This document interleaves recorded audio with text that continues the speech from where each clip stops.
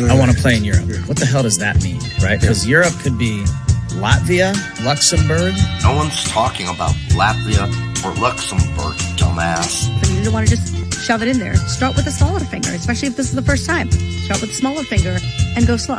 I mean, there's a lot of things that need to change. Honey, eating ass, it is the best thing that you can do for your man. I want people to realize I'm just human. I'm just human, and I make mistakes. So this guy, Derek, wants to know, is putting your tongue in an ass really the thing to do? Yeah, it feels really good. It's a weird one, I think. And I know you want me to toss your salad too, don't you? All right, on that note. What are you saying, bro? You are. Stop, bro! Stop, bro, homie, and stop!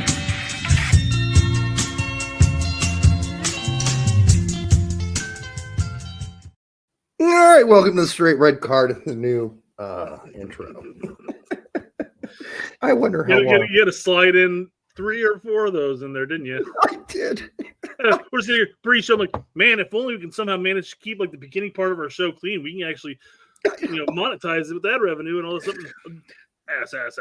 So yeah, Brett and I were talking about before the show, before Brett's seen the intro, and he was telling me, if we keep the first 2 minutes, 10 minutes of the show clean, it will have an easier time getting monetized based on how they, and I'm thinking to myself, oh boy, he hasn't seen the new intro. No. Oh boy. We'll monitor YouTube and see what they have to say. If not. Yeah, I mean, it's a funny intro. I like that. Yeah, we'll find out soon.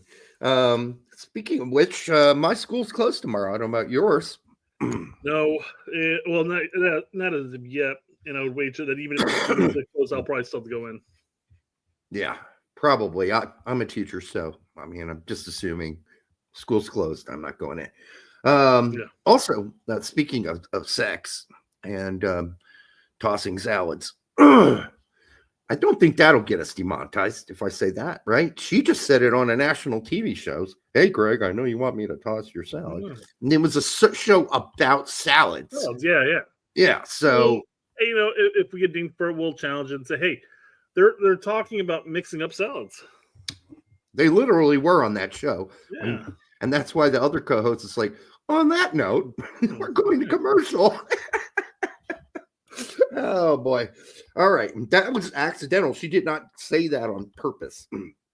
So, anyhow, how do porcupines have sex? Somebody was asking me that the other day. How do little tricks? I don't know. I don't know. I mean, it seems like a dangerous mounting operation, right? Maybe the one falls on her back. You think they do porcupine missionary? If anybody knows how porcupines have sex, let us know. Is there a way they can stamp the bristles down so the male can mount without getting poked? Because there's bristles. If you look at them, they go like all the way off the back end. I mean, in fairness, Derek, you don't know. The male porcupines might be into that type of foreplay. That kind of pain? A little bit of pricking, you will? I don't think so. All right. And the other question I got was alien anal probes. Why are they a common thing? I don't know why everyone that gets picked up by an alien or claims to have talks about going through an anal probe. I have no clue. I don't know why that's a prevalent thing in descriptions of people who get picked up by aliens, but apparently it is. I don't know why. We could ask Ronaldo. He knows. That's right. That's a cartoon skit we did many years ago when Ronaldo got picked up by aliens and bent over and anally probed. I'm not sure if that would go over real well as it did about 15 years ago, or 12, whatever it's been, 12 years ago, 13 years ago. It's rather progressive of us. At least Ronaldo didn't send me any death threats. That's fair.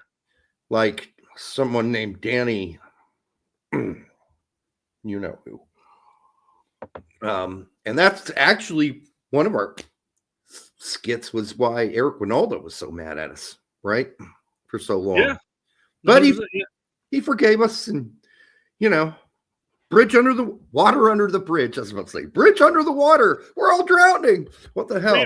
You guys have to remember, man. This is back in the This is 2010 through 14, and people talk about Twitter like, "Oh, you remember remember Twitter back in like 2012 was like the wild, wild west. You could say anything you want.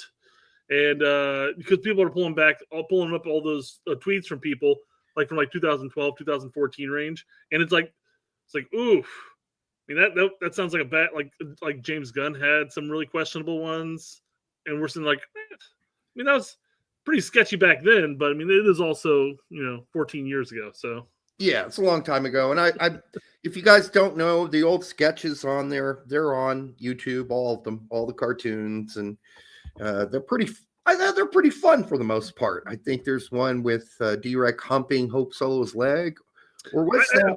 I find it hysterical that the D-Rec skits, those were very colorful. But our actual show is not. No. We're pretty cut and clean. We had to be. There were rules. So back then with Big Soccer vidcast, we had to be clean. And if you watch all our interviews with all the U.S. soccer guys, we weren't going to be dirty anyhow. But, with John O'Brien and Jimmy Conrad, et cetera, we were pretty good. Tony Miola, we had them all on. But I thought the shows themselves, player interviews, pretty fucking boring. No offense to any of them. It's just boring to do player interviews, which is why TAC stopped doing player interviews. Now, these guys were all retired when we talked to them, but they still weren't going to be too critical about anything or anybody. So there you go. Oh, what are we drinking tonight? No, so tonight, you got to hit up on the lightning rods like we did recently with Lawless and Ronaldo. Yeah, well, it's Texas too. You bring on current players, which we told you a long time ago. We're not interviewing any current players. That shit is as boring as it gets. And not only that, but we would get them to say something that's probably not going to be best for them. Right. And so they were even extra cautious, right? Yeah. So it wasn't really a good idea. And so TAC finally figured out, and like a year ago, he stopped doing them too. He's like, these don't give me hits. Nobody wants to watch me talk to current players because they're not going to say anything. Yeah. They're not going to say anything. All right. Tonight I am drinking, again, one of my favorite domestic companies, the Boulevards. This is their bourbon barrel quad. And quads are usually pretty up there. So this one's 12.2. Derek, you're looking at that bottle like you need readers, man. I know, I do. I got to pull it away from my eyes to see it. So I recommend this. Their quads are always pretty spectacular for a reasonable price. What are you drinking, Brett? I'm drinking a rye bourbon from First Call out of Kentucky. All right. My previous one that I drank on our pre New Year's Eve show is all gone. It's all gone. It's all gone.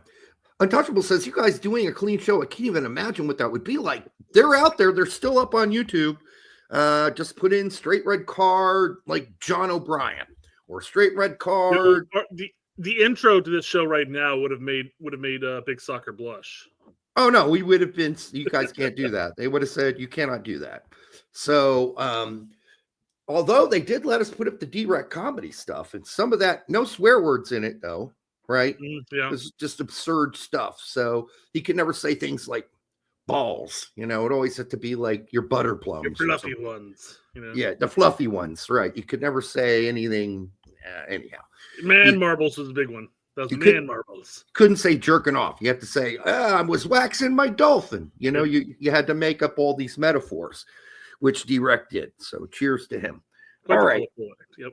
And then we had some great Christmas songs. What's the Landon Donovan? Play a song for me or score a goal for me. That was so big. I had radio shows and podcasts calling me all wanting D-Rec to come on the show and sing this song. It was ridiculous. It wasn't much of a Christmas song, though. No. I was talking about the Landon Donovan score a goal for me. Yeah. And that's the whatever World Cup that was. I had the biggest show on the Soccer Call Me. That would have been Weber and they had the biggest show at the time. Worldwide, no. We had Nick Gieber and we had them both on. Nick came on, and then we had the guys that Bill hated on the show. English guy. Wall. Oh, sorry. No. I thought you were talking Wall. Bill didn't like Wall. Nick Gieber's co-host. Nick Gieber's co-host on the old world. You are asking us to reach back into the past, man. Anyhow, he and Bill Archer, remember we had a whole writers group and co-host group, podcast group on Facebook, and they just started going at it one-on-one against each other. And it went on for 2 days nonstop between those two. So, yeah, Nick Gieber came on in 2012, somewhere around there. Next Friday show says Nick came on who, Derek? Came on. Oh, okay. Yes, he came on our show all over it. Wick, wick, wick, wick, ah. All right. I can't believe no one can remember the other guy because he was the guy famous for saying the Liverpool fans deserved the tragedy, right? Oh. And that's God, who was that? That is why our homeboy Bill Archer went after him heavy, right? God, you got to remember who that guy is. Anyhow, I'm surprised nobody is old enough here to remember that show because what was the show name again? Something the big soccer podcast. I don't know. It was on. I don't know what it was named even. I can't remember. It's on. I gotta find it though. It's on our list of guests. If you go to our YouTube page and you click on About Us, you will find a list of all of our past guests. Why don't you pop those up? And I can tell you who it was. Sure. Working on that right now. Why don't you read the turn the background real quick? Oh, yeah, the turn the background. Welcome to the Straight Red Card. Happy New Year. My wife broke her personal record and has slept with 700 men so far this year. She slept with 699 last year. I also have red dots on my crotch. Well, it's not a good sign. Ouch. Red dots on your crotch. Doubt you're going to be able to read that, Derek. All right, can you pump it up? No. Okay. Can you read it? Let's see. Grant Wall, Levin Yanks, Tact, Keith Costigan, Joe Max Moore, Bobby McMahon, Steve Cohen, Jimmy Conrads, Stephen Cohen. That was him. Yeah. Stephen Cohen, Nick Gieber, they had the big show at the time. We had them both on the show. They wanted me to come on and sing as the dog on the phone the Landon Donovan score a goal for me song, which they thought was great. All right. Those were crazy times. Indeed. All right. You got any fluff? We got some fluff here. All right. Any soccer fluff? There's some soccer fluff. But don't worry, we got a couple fluffs to go through first. Fluffus. Okay. I don't know why I almost fluffus. Let's go to share. Derek, I know you're kind of a balls to wall crazy guy when it comes to doing stupid stunts. I mean, swimming with sharks. No. Jumping out of airplanes and parachuting down. No. Bungee jumping, of course. Hell no. But what about waterfall looking over? No, that girl. No. All you need is like a big gust of wind or a big wave, and you're over that shit. Oh, she even lets go. Yeah. Okay, this is how stupid people die, right? This is how evolution works. Play stupid games, get stupid rewards. She's lucky nothing happened. I mean, it's easy to go forward and everything like that, but now she's got to go backwards. Yeah, this is not something I would do. I would not do that. No. This is downright stupid. It's big time stupid. God damn it, I missed 169. All right, for the 182 of you here, thank you for being here. Make sure you like, subscribe, share it with grandma or your stepsister. Oh, well, we went down almost below 169. So there you go. We just lost like 7-8 people in one fell swoop. Man. What'd you do, Derek? I don't know. Maybe they didn't think she was stupid. And we're saying don't do this kind of thing because it's not worth it. It's really not worth it. All right. Jack's Variety Show says, "Hey, did you get my DM?" Yeah. And I went to click on it, and it requires me to sign into Instagram, and I don't have my credentials for that. I log into Instagram so infrequently that it would just take too much time to pull it up right now. I'll remind me, re-DM me, and on Thursday I'll sign in and make sure I'm good to go. Okay. All right. I'm sure it's good if Jack is pushing that on you. What else you got, fluff-wise? Well, let's get rid of the lady who there's a Twitter channel like seconds before death or seconds before I think it's like seconds before death. Yeah. And it's stuff like this you see. where she was like Supermaning it over that thing, and then all of a sudden all it takes is one bald eagle to swoop down and hit her on the head. And she's toppling down. Yeah. A breeze, a big wave you didn't see coming. Yeah. Yeah. Well, let's go from one lady to another lady, and there apparently happens to be some kind of gatekeeping the Europeans are doing when people classify themselves as European. Okay. Oh yeah. I think I saw this one too. Listen to this one here. I'm fully German. You're not fully German, okay? No, is that probably yourself? You don't call yourself German if you've grown up in America. I'm done full German citizenship. You could take away my American citizen. I'm fully a German citizen. Where will you go? Where will you go? Chicago, but that doesn't matter. I have it for my mom. You're American. Don't call yourself European. I'm European, born and raised. What at the fuck is this all about? Who gives a shit? Who cares? Why does he care so much? You talked right over her speaking German to him. No, I knew. She did do some fluid German, hand motions too, right? It's just north of Italy. They're doing that too. I mean, her German's fairly good. It's very good. It's obvious she has at least one German parent. She sounds American. Oh, 100%. She was born and raised in Chicago. 100%. Yep. She's American, but her mom is German. She's got German citizenship.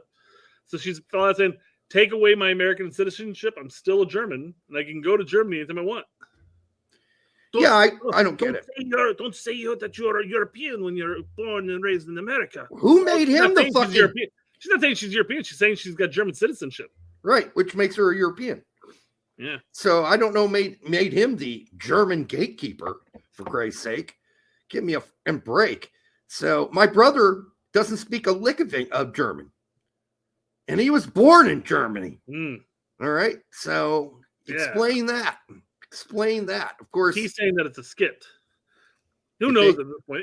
Any of these videos that get posted up could be skits, but this is kind of funny in the sense that this is the same argument we have a lot with a lot of people when it comes to players who are born and raised in Europe, or New Zealand or Iceland, that then come and play for the United States, and people are like, well, they're not real Americans. They're not real Americans. We're like, well, I mean, they have American citizenship, so there you go. Right? They're good enough for me. I mean, especially most of them having fathers who served in the U.S. military, like the Tillman brothers. And I mean, this discussion's old. Robin Hughes says he wants to fuck her. It's called negging. You're not European. You want a European dick? I'll make you European, baby. Yeah. That might have been it. Well, I just don't think anybody gets to be the gatekeeper. If she's a full American or full German citizen, she's German. Sorry. I love the European haircut that he's got, like literally like from like the early 2000s. It's like that little bit longer, pulled back look. I don't know. It looks like he's come back from the past. Little time travel-esque here. And I'm sure, unlike maybe some others that he's worried about, I'm sure that even though she was born in Chicago and she's a German citizen, she loves German food. She loves German culture. I mean, blonde hair, blue eyes, right there, right? That's no. Right. Well, maybe she's got blue eyes. She can sing German Christmas songs and carols. She's whatever, wears lederhosen with her husband during the summers. I don't know, but I bet you she embraces it. I don't know why he's so fucking upset about it, frankly. Not that she even needs to do all those things. I'm just saying she probably does. You have no European in you. Want one? I bet you she loves bratwurst. All right. Oh yeah. Bratwurst. At least good 8 to 9 inches, right? Yeah. Schnitzel. All of the meats. She loves them all. Oh man. All right. Okay, what's next? What is next? This is something you sent me. Ironically, I watched I came across the video like seconds before you sent this my way from a different Twitter channel talking about Mount Everest and talking about the amount of poupée. Oh yeah. Now sometimes when the frost thaws, there can actually be a slurry of poupée rushing down the mountain. Right. No, and this is something for all these Superman and Superwomen who want to go climb Mount Everest to brag about it to their friends and their whatever. It makes them feel like they got big balls. Half the mountain's covered with crap now. Poop. You know, I feel like poop. I feel like the Sherpas could go up there and do a bit of tidying up. I mean, come on, they're going up there anyways. No, it's not worth it. What they should do is make this a very rare thing. But the problem is the local community, this is how they survive and make money. So they're willing to sacrifice That's what I'm saying. The natural beauty of their mountain. Local community go up there with a couple trash bags and shovel some shit in there. Not shit. Well, maybe shit too. Literally shit. Yeah.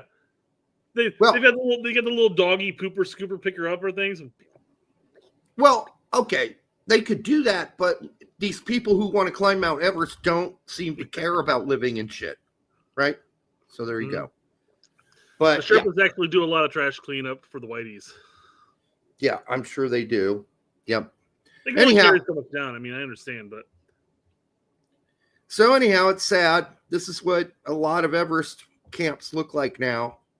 People just take their shit, leave it there, leave their garbage there, and literally shit. We've talked about the mountains of poo that, when not frozen, can sometimes turn into a slurry and slide down the mountain. It's just totally disgusting. But you know what? People are willing to do that and risk their lives to come and to climb Everest and join green boots, yellow boots. Exactly, yeah. I mean, what it is obviously is they make camp. They try to go to sleep, but like it's goddamn fucking freezing out here. And then when first light comes up, they tell the Sherpas like, "Hey, I don't want to go any further. I just want to go down. Fuck the tent. I'll buy a new one later." Yeah.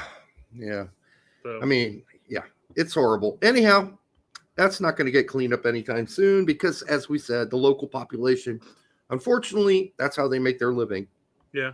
So I probably should have put this along with the Daredevil lady who was like Supermaning off the waterfall. Mm-hmm. But here's and this isn't necessarily like you're a Daredevil type of thing, but the military and the police, they do the training. They train their officers or they train their military units. What it's like to get zapped by a taser.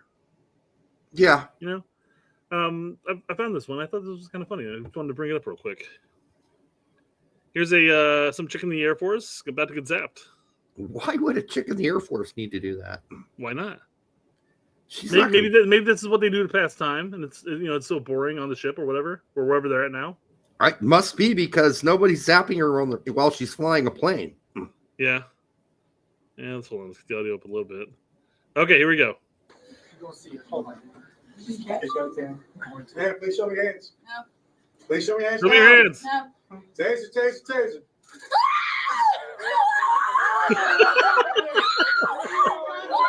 Oh man, jeez! They both feel bad and envy for the guy who just got his dick wrenched.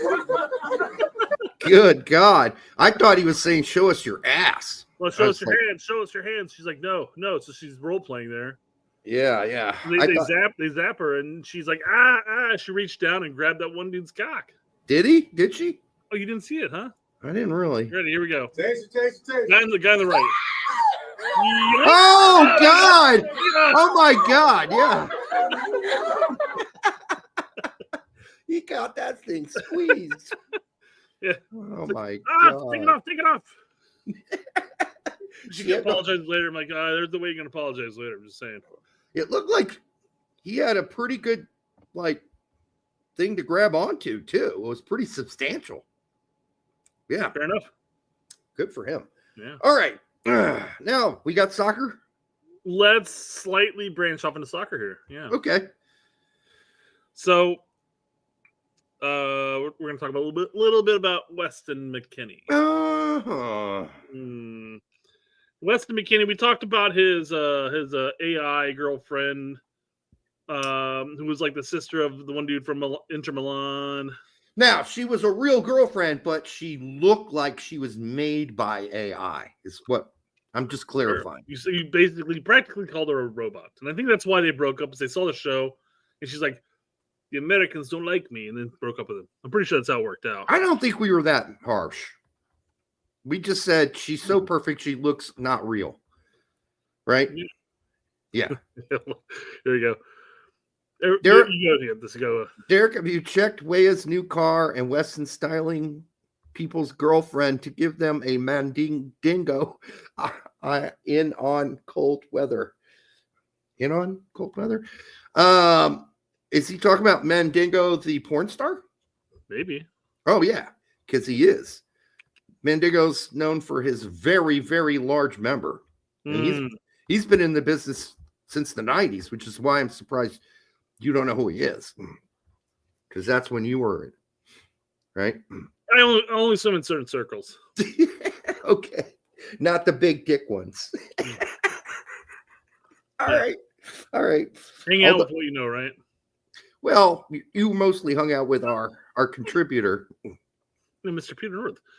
Yeah. He had a massive. It's not, well, that's the thing. Mandingo puts Peter North to shame. I'm not literally was a tripod. Like the dude's large. Let's just put it that way. All right. So Mudrik's rumored girlfriend seemingly dumps him for getaway trip with Juventus star Weston McKennie after being suspended for doping. McKennie wasn't. See, this sentence is very poorly structured. It makes it sound like McKennie was suspended for doping. Sure. Yeah. It does sound like it. You're right. Yes. But Mudryk was, yeah. But it's a massive run on sentence there. They need a comma. Okay, after McKennie. Yeah. But the one after McKennie would be really important. Yeah. Mm-hmm. So, but you're right. Two commas are missing there that make it look like Weston McKennie has been doping. So I got to ask you. We talked about the previous now at this point. Do you think this lady's been created by AI? I mean, we need to see more angles of her. But you're talking about like bent over, right? No, I mean just other photos. Not bent over necessarily. Again, it looks like AI. I'm sorry, but a lot of these supermodel types, they look like that. I mean, she got some nice lips. She got a nice pair of melons, personality. Yes. Hey, you know what? If true, props to Weston. If that's a major scoop. Props to Weston. Scoop. It's a scoop. They got a scoop. Well, you know what? If they had a picture of Weston and her together, that would be a scoop.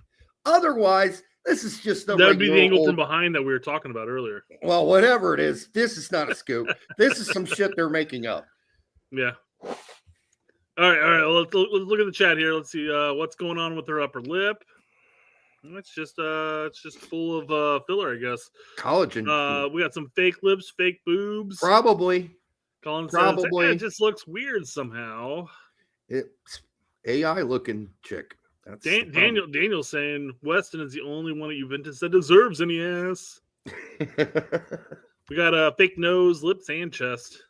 Probably. Yeah, it would be safe to assume looking at those. Yeah, that they would be. But she rocks. I'm not jealous. He can. I wouldn't say no. You're married, dude. I'm saying if I were in Weston's shoes. Oh, if you were in his shoes. Married with 2 kids, of course. No, maybe married 2 kids. Like, happily married. Sorry, lady. Dude, she looks like a fake ass. You know what? All right, so. Me personally, I like real women. All right, who like good music, are well-read, well-rounded. Derek, you're 25. You're a professional soccer player for one of the biggest clubs in Italy. Arguably, you can make the argument that they've had enough success in the world to say one of the bigger teams too. And she comes a knocking at your door. I don't believe for a second that you'd be like, "What are we gonna talk about?" I don't think this is going to be a long-term relationship with proposed kids and stuff. I believe this is just a weekend fling. Maybe it's a weekend fling, but we'll find out. That's what it says, right? Dumped him for a getaway trip. We don't know how often do those getaway trips turn into something real there? Well, dude, his ex-girlfriend is an AI bot too. So see how long that lasted? Like 4 months. There you go. So you got 4 months, Derek. Think about what you can do in 4 months. I've done enough one-nighters. I know what can be done. Yeah, I'm just saying. You're in your prime. You're a 25-year-old Mr. Richie playing in Italy. Come on. The difference was I was the shallow one, not the girl. In this case, maybe they're both shallow. So I guess it's all fair. All right. I was the shallow one when I was younger. Who was like, hey, it's just a one-night stand. She understands. No, she doesn't. No, she doesn't. She went home crying the next day, you know, Derek. Girls never believe that. They always believe it's going to be. This guy's going to be the next Freddie Mercury, you know. And I'm gonna. Oh man, you can go into it telling them you have to dump me. You're not looking for anything. Doesn't matter. After the night, it's like, well, anyhow. She's like, hey, let's go back to your place. No, how about we go back to your place so you don't know where I actually live? Yeah, I don't want you to know where I live. All right. Yeah. All right. What else we got? All right. You may have seen this video out there. Liverpool fans enjoying the cold. We're not going to watch a lot of it real quick because this is going to be an NBC. But as you can see, it's pouring down rain. I've seen worse. There's a lot of fans out there that are 30 degrees and it's chilly and it's rainy. I've seen Derek, way would worse. you go and see your club in that weather? I have seen games in horrible weather. I've done it for Chicago. Yeah. Don't talk to me about Liverpool. I've done it for Chicago. But Lawless says, I know it's romantic and traditional, but if you asked them anonymously if they'd rather be warm, dry, and comfortable while watching some of the best players and teams playing ideal conditions, but in a stadium with a roof, they'd all quietly nod. They may be English, but they're also humans in 2025. Well, I think everyone would prefer to be dry and it be a nice day. But you live in fucking England. What do you think you're going to get half the time? Yeah. Especially this time of year. So no big shocker. They're all used to it. No one even bring that question up. No. And you know, if it got brought up, they'd be like, fuck off. That's what they'd say. Right. Yeah. You know, but I mean, the stadiums that are in Europe, especially England at this point, let's take this as an example, compared to, say, Toyota Park. I'm going to use Toyota Park because I've been to it a number of times. That's the big MLS stadium that I've been to. Both of them are opened to the environment, but one of them has a more of an enclosed aspect, where I'm imagining the Liverpool stadium is more enclosed than, say, Toyota Park was. But you know, you still went, and you know they set that stadium up in Chicago for that wind coming out of the north, just to shoot down like a fucking wind tunnel, and it was fucking balls cold, man. Yep. Well, it's nice, and people still win. People still win as long as the product on the field is quality. They don't care. That doesn't seem to matter to you. Now, you know what? The examples that I'm giving to you right now were during the Blanco era, and we were still, okay, yep, champion towards the. We never got to the finals, but we were championing towards the finals at least. Yep. And of course, after that, Blanco era was fun. Yeah. Yep. All right, what else? I'm not even worried about this. I can't believe you're not even worried about this. I'm not even worried. I don't know why Alexi is so concerned with this. He's not. He's the Derek. Okay, hold on. Let me. Actually, this is it. This is it right here. That's why I'm worried about it. Probably. It's engagement farming. Okay. Absolutely is. You go, Lexi. You got it, man. He's got it going. He's got his blue check. He's going to get his bucks for Milan. You think? How many? I guess he's got 300. Fucking he's probably making a decent amount. Not nothing that he can quit box or anything like that. But I mean, I'm sure he's making enough that he could buy, a crate of liquor if he wanted to.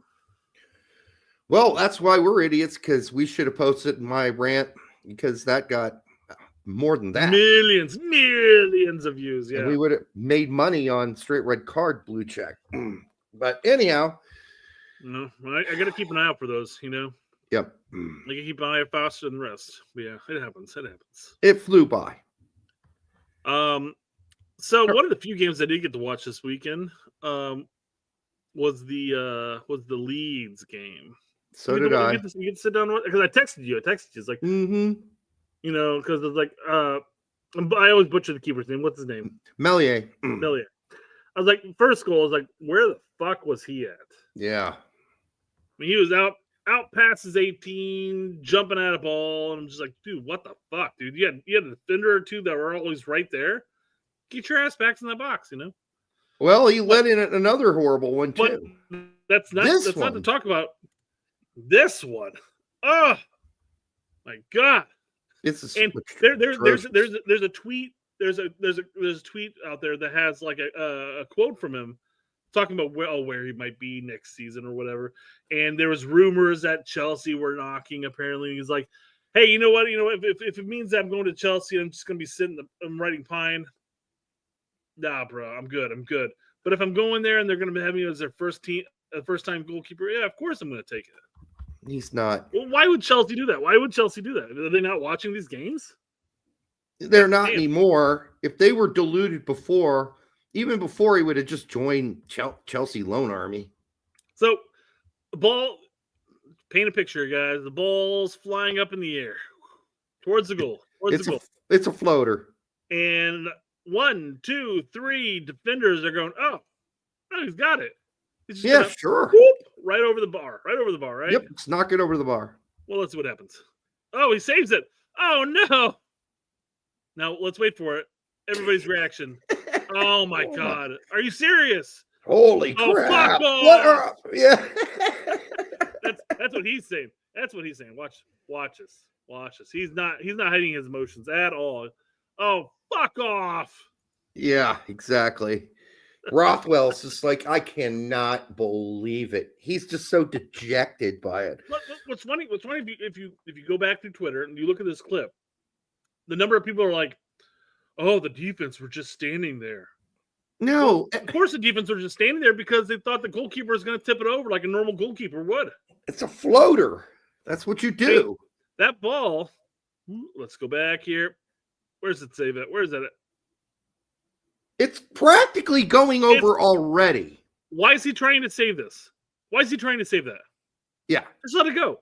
Like, just go do a little. Just let it go or tip it over. But instead, that doesn't help because he doesn't. He stops it. He saves it from going over the bar. The defense weren't ready for that. It's just and Hull happened to just pounce on it. Poof! Look at me go. And they're you know what? Yeah. That I think didn't that tie up the game that took them to PKs? Yep. Oh my god. PKs. Was that a cup game? I thought that was. I thought it was a caraboo. I didn't think so. Let me hold on. I thought it was a normal championship game. No, then that's even worse. Yeah. Was it Hull? Yeah, that's Hull. Oh, they just typed 3-3. I thought they went to PKs for whatever reason. No. Oh. Okay, yeah, that's even worse. That's even worse. Yep. Ah. And Brennan had a pretty okay game. He wasn't bad. That first half was non-existent practically. Yeah, that's true. He did a lot of running for nothing. A lot of running for nothing. Well, I mean, Hull had they realized what they had to do for that entire match, and that was to bust their ass on every ball. Now, it mind you, all the goals practically came in the second half, anyways. But if Leeds just continue to play like this going forward, they're not going to get the auto promo. No, that's a big thing. They're going to be in the playoffs, just like last year. So let's hope this isn't what they keep doing. Because, listen, you're scoring 3 or more games a goal practically if you're Leeds. You can't give up 3 goals. 2 of them being Melier's fault, for Christ's sake. It really was, too. He was man of the match for fucking Hull. It really was. Yeah, he was. That was like watching that match. I'm like, oh, God. It was the only match you could watch. I mean, but Brendan, what Bundesliga's out? I mean, what else am I going to sit there and watch? I know. To be fair to Brendan, he's had a pretty good season. Oh, sure. Not every game, but a pretty good season. Well, nobody on any team has a great game every game. And Alex's Fulham are on the roll. They were, But now how many ties in a row is that? A couple, I think, maybe. I might be wrong. My brain is fried, but I think that they've had. Fulham has had 4 ties in 5 games, but they also won the other 5th game. So yeah, but a lot of ties and games they ties. should have won. Really, honestly. Yeah, So, I mean they'd be vying for a Champions League spot at this point if they just had converted 2 of those games. Yep, exactly. So real heartbreakers in some cases, but Jedi's on a roll. There's no doubt about it. Mm-hmm. I miss the super chat here. And congrats to Jedi for winning the Player of the Year award. That's cool. Oh, 100%. Absolutely deserved. I'm glad they didn't just give it to Pulisic in this situation. Now, Pulisic's done well at the club level and at the national team level, but I mean, I think Jedi's deserved it, quite frankly. And no offense to Serie A, but Jedi's playing the Premier League. I just think it's a better league. Sure. That's fair. Arguably, that's fair to say. You can absolutely say that. I mean, you're generally playing against at least 16 other teams that are pretty damn good. And then 4 others. I don't think there's an Italian that's going to argue and say Serie A is better than EPL. Although we have got a weird thing going on Serie A this year because we got some teams that are ahead of AC Milan, for instance, that just not used to seeing it very often. Sure. But generally, you got Napoli, Lazio, AC Milan, Inter. You got like 8 teams generally. Yeah. Mm-hmm. It'll all balance out. The teams that are up there right now will start to trickle down, and the teams that usually are up there will bounce back up.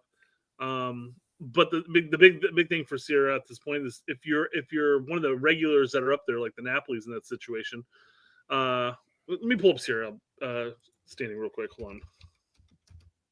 Let me just see what the standing looks like. Let me pull it up. Whoop. So you have Napoli, Atalanta, Inter, Lazio, Juventus, Fiorentina, Bologna.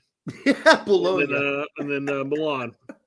Bologna. So I mean, a lot of the teams up there are always vying for those spots. That's Napoli, true. Atalanta, Inter, Juve, Milan are always consistent. Fiorentina's always up in that. They've been there argument. pretty Roma's commonly. a little further behind right now, but they usually are up there too. Lazio's up there usually battling. So I mean, it is what it is, and they're gonna. AC Milan's all the way down in what 8th? I can't see it. It's so fucking they're small. Yeah, they're at 8th. Yeah. Yeah, not great for them. Being behind as you call it, baloney. Baloney. You know what? I don't even know why they call that baloney in the United States. Because we're dumb. We're dumb. It's got a fucking A on it. Bologna, maybe. It's those George Washington Dreams videos from SNL. I know I know you've seen it. Love them. Yeah. Oh my god, have you seen both of them? Yeah. They are phenomenal. Mm-hmm. Because it just points out the ridiculousness of us in general. Nobody knows. How many feet are in a mile? Nobody knows. Well, no, it's how many yards are in a mile. Nobody knows. Yeah. How many feet? 5,280. Yeah, exactly. Yeah. The number everybody would remember. The other thing is that you can extrapolate and say, like, well, if there's 3 feet to a yard and it's 5,280, you just divide the 5,280 and it comes out to an actual a straight number, a normal number. Right. But King Kello says for 199, Weston has been eating great and I'm jealous. Well, he's been eating better. 100% better. And if these are the trips he's taking, he's eating incredibly well. Hey, I think that's what he's talking about, actually. I think that's what he's talking about too. Yeah. Yeah, I think so too. All right. Oh, there you go. Brian DeMarco's on board. And what shall we call it? 2,000 pounds equals a ton. What does 1,000 pounds equal? Nothing. Half a we ton. Should have something that it's a half a ton. And yet we won't. Right. Arguably one of my favorite SNL skits in a long time. And SNL's been so down in the dumps up until recently. They've been rebounding a little bit. Well, they're trying. We'll see how it goes. Just like in football, there's a little kicking. Yes. We'll see what happens as we move forward. Yeah, also want to congratulate Musa and Pulisic. We'll get to that. We will get to that. But instead, for the win today. We can't get to that right now. You know why we can't get to that right now? Because we got Yanks Abroad, or what do we got? Yeah. Nope. Do not panic. Do not panic. Cap them now. Cap them now. There are a bunch of these today, surprisingly. Dual Nats? No, not so much. Oh yeah, transfers were a lot of Yanks Abroad transfer news. Yes. So Grayson to Tony, and I don't think this is a player we got to really worry about yet, as far as his Italian status goes. Made his Bayern München. Way to go, Zach! You said the actual real fucking name of the team. With Umlaw and everything. Is that Umlaw? Yeah. Well done. Debut today in their friendly against Salzburg, which is a pretty decent team from Austria. I have yet to watch his cameo, but he came on at the 63rd, and according to a certain source, he played well next to Upamecano.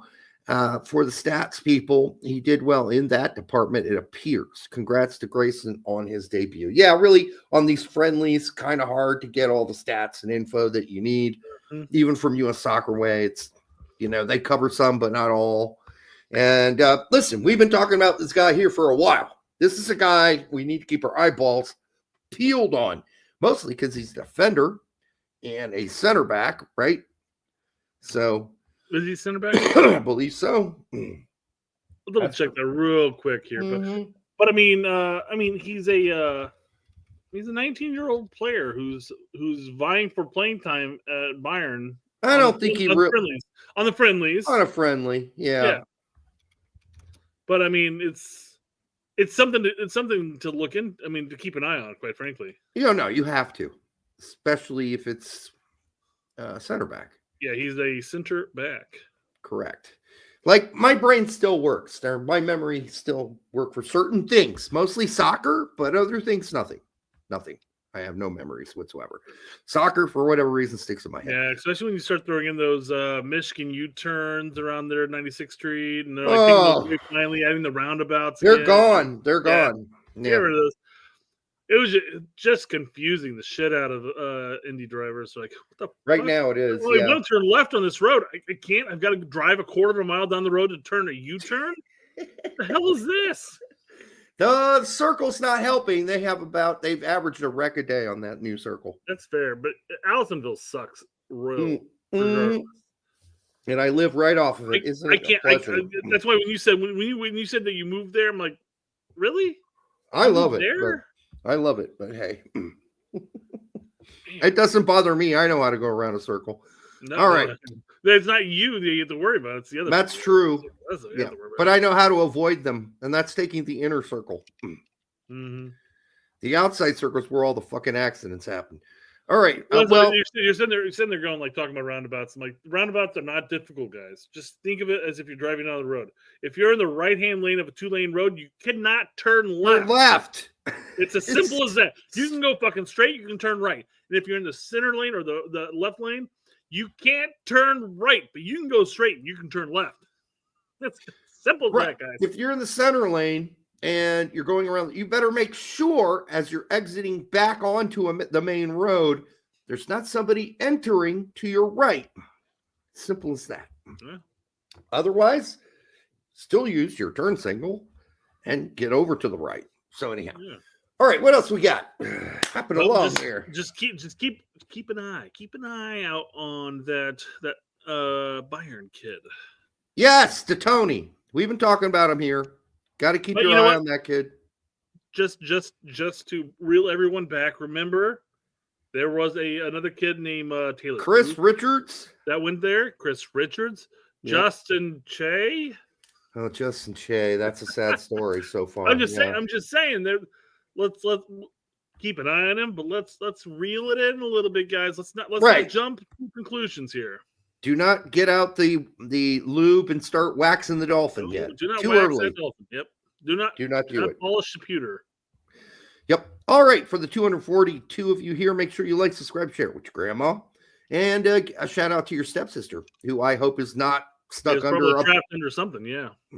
Well, skateboards, really? Skateboards this time. I mean, I never knew they were that dangerous, man. I know, me either. All right. Skateboards fell on me. Help, help. You know, it's a thing, I guess.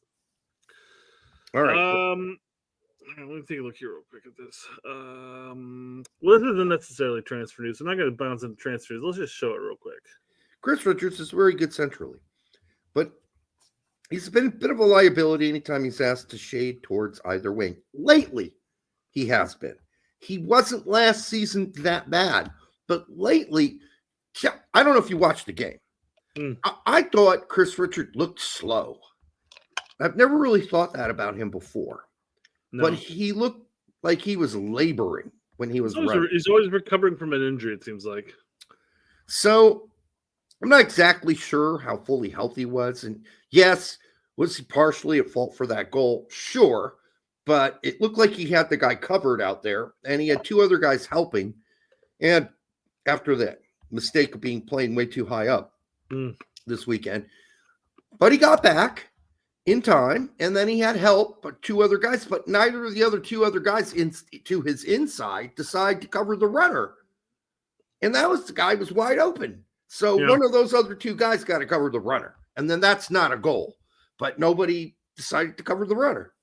Neither of the other two dudes. BMR says Richards started out super shaky, but ended up having some good moments later in the game. He did. And I think that you can't just look at that one moment and go, it was all shit, because it wasn't. Sure. There was good moments there too.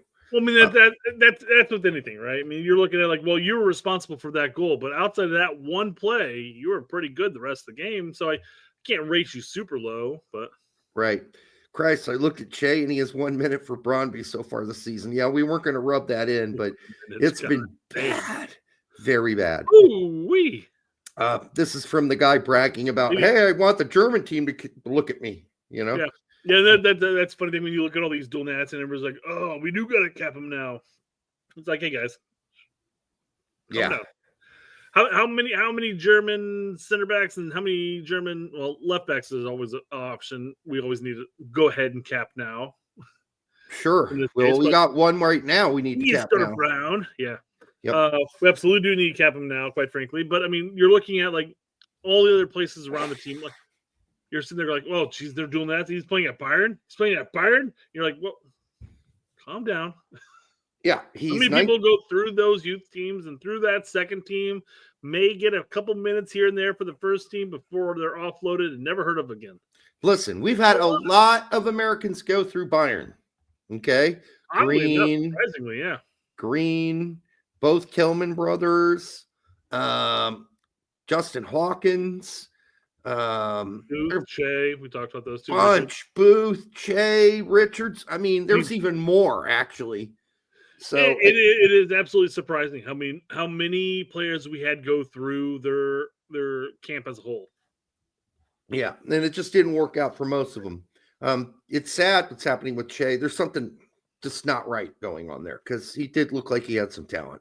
But Conrad not only played for the academy, but he played for the big boys team once or twice. Once. I believe, and since not so much, now he's stuck eating Swiss chocolate, and most of the time he spends is on the bench. Hopefully in moderation, because that's not good for you. Yeah, he's not going to McKennie it. He's not going to double up with some Twinkies and the chocolate. Yeah. All right, what else we got here? That is fair enough. We are going to break off into another favorite segment of ours. Transfer news, transfer news. Who's getting mounted on transfer news? Who's getting over on transfer news? Transfer news. Everyone loves that transfer news but me. Whatever. All right, we hit the 250,000 mark. The 250 of you here. Make sure you like, subscribe, share with Grandma. 250 is 250,000? Well, I know. It sounds better. It sounds good. Our friend, no, not so much. Fabrizio Romano. Understand PSV Eindhoven are considering to offer a new contract to Ricardo Pepi. You don't say.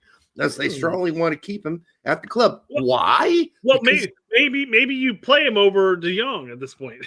Come on. Well, they have every other game, practically. Well, they should be every game at this point. Bring De Jong as the sub at this point. I think they're easing him in, and they're easing De Jong out. Easing him in for a year. Hey, he's getting way more time and way more starts this season. That's fair. I agree 100%. But then De Jong was also injured there for a bit. But still, I'm just saying, Pepe's scoring. De Jong's not necessarily. No, I get it. And I would want more Pepi too. But at least they are basically saying, we're going to ease him in. And that means you're going to get every other game. And that's fine. And even the games that you don't start, you're coming in. Except for one.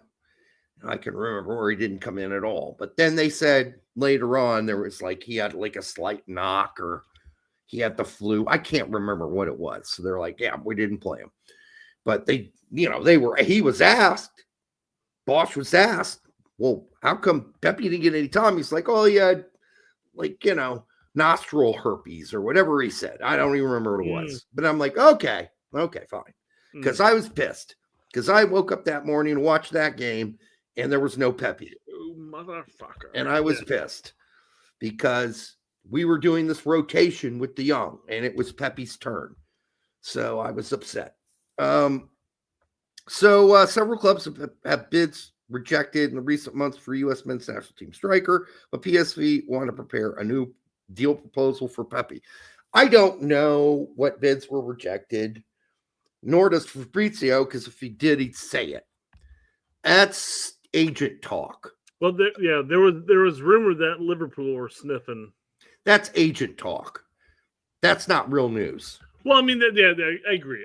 That's agent talk, but there was also you could kind of understand the why that was coming up, because obviously the new manager of Liverpool had coached at Feyenoord while he was at Groningen, and he had plenty of times to see him play. But Fabrizio's, a lot of his contacts are through agents.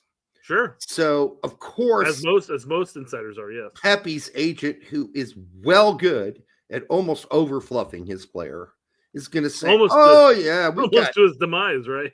Yeah, almost to his demise. We got all these offers that they've rejected.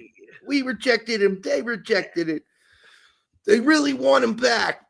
Of course he's going to say that. Trooper, yeah. And in this case, the part of the truth or the nugget of the truth you need to hang on to is, yes, of course, PSV, Eindhoven want him back. Because old man De Jong is looking like an old man this season.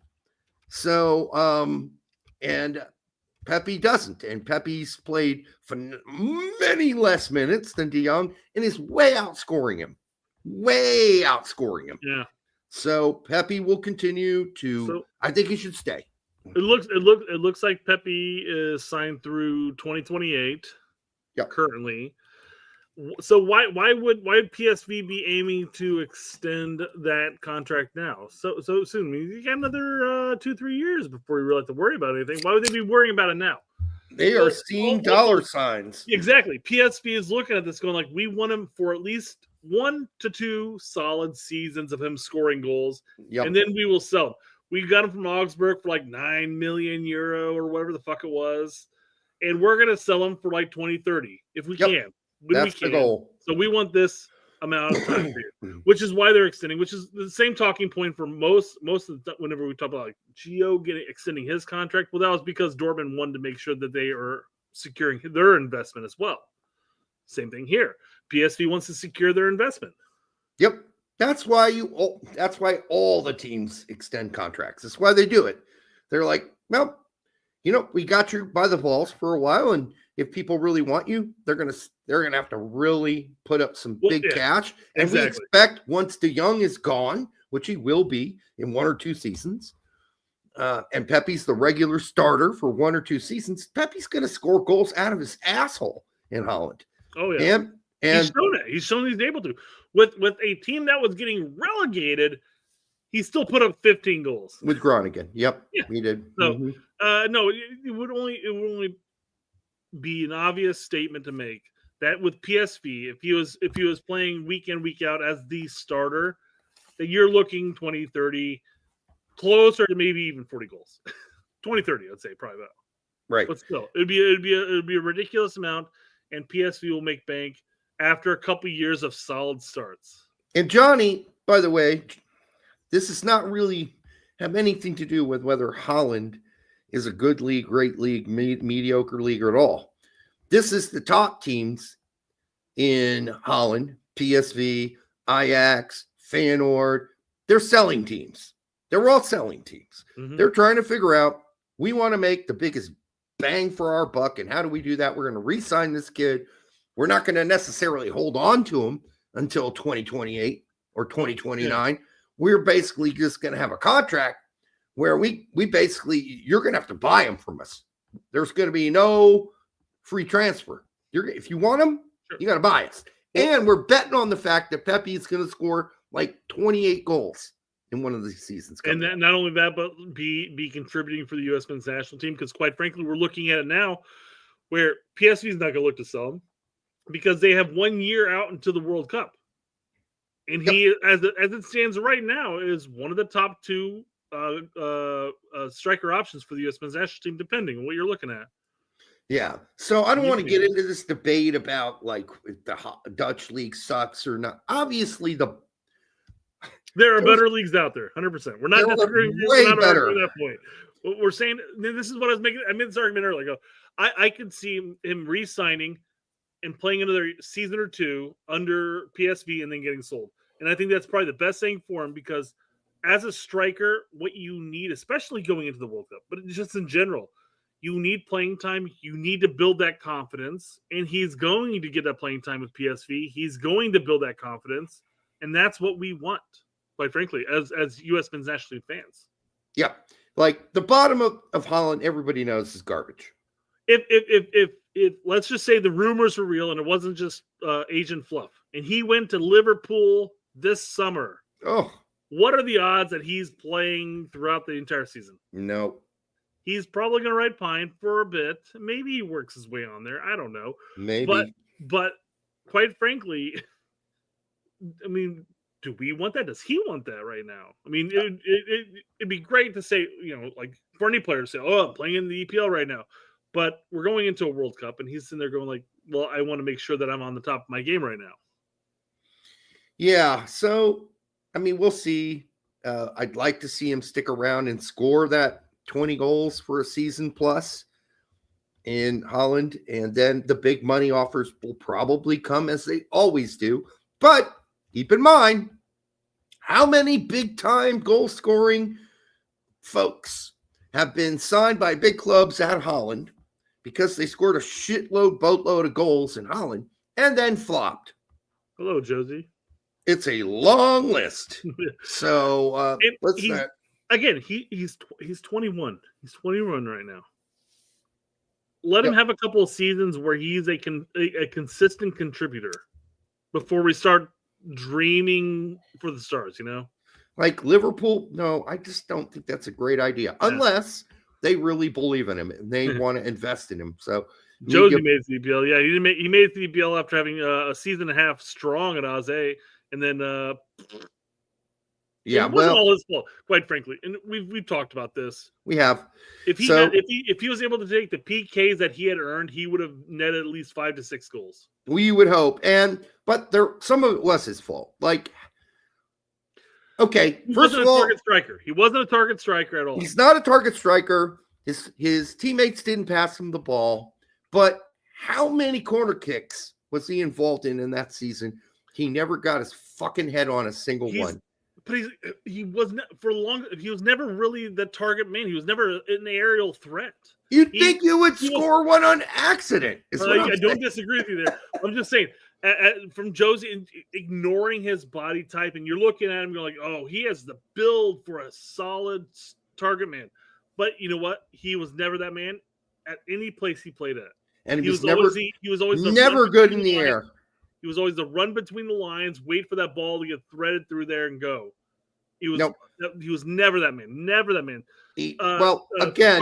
Sargent and Pepi, who don't have that build, are better target men than he ever was. Yeah, they're both way better than he is on corners, set pieces, headers, holding the ball up. It's so weird because Josie had like the body type to be 100%. perfectly all those never things. Played that way. He never played that way, and if you don't play that way through your youth and through your career, you're regardless of if you're like 260 pounds but built, you're never going to play as the target striker because you never played that way. So, well, yeah. What was he? 215, maybe 195. I don't know. I don't know what his actual weight was, but he was built like a fucking tank. He was, and you're looking at him going like he should be a target striker. But he's I just remember watching those games, and he'd be like wide open on top of the box constantly, and no one would pass him the ball. It was like there was a pact between his teammates. Don't pass Josie the ball.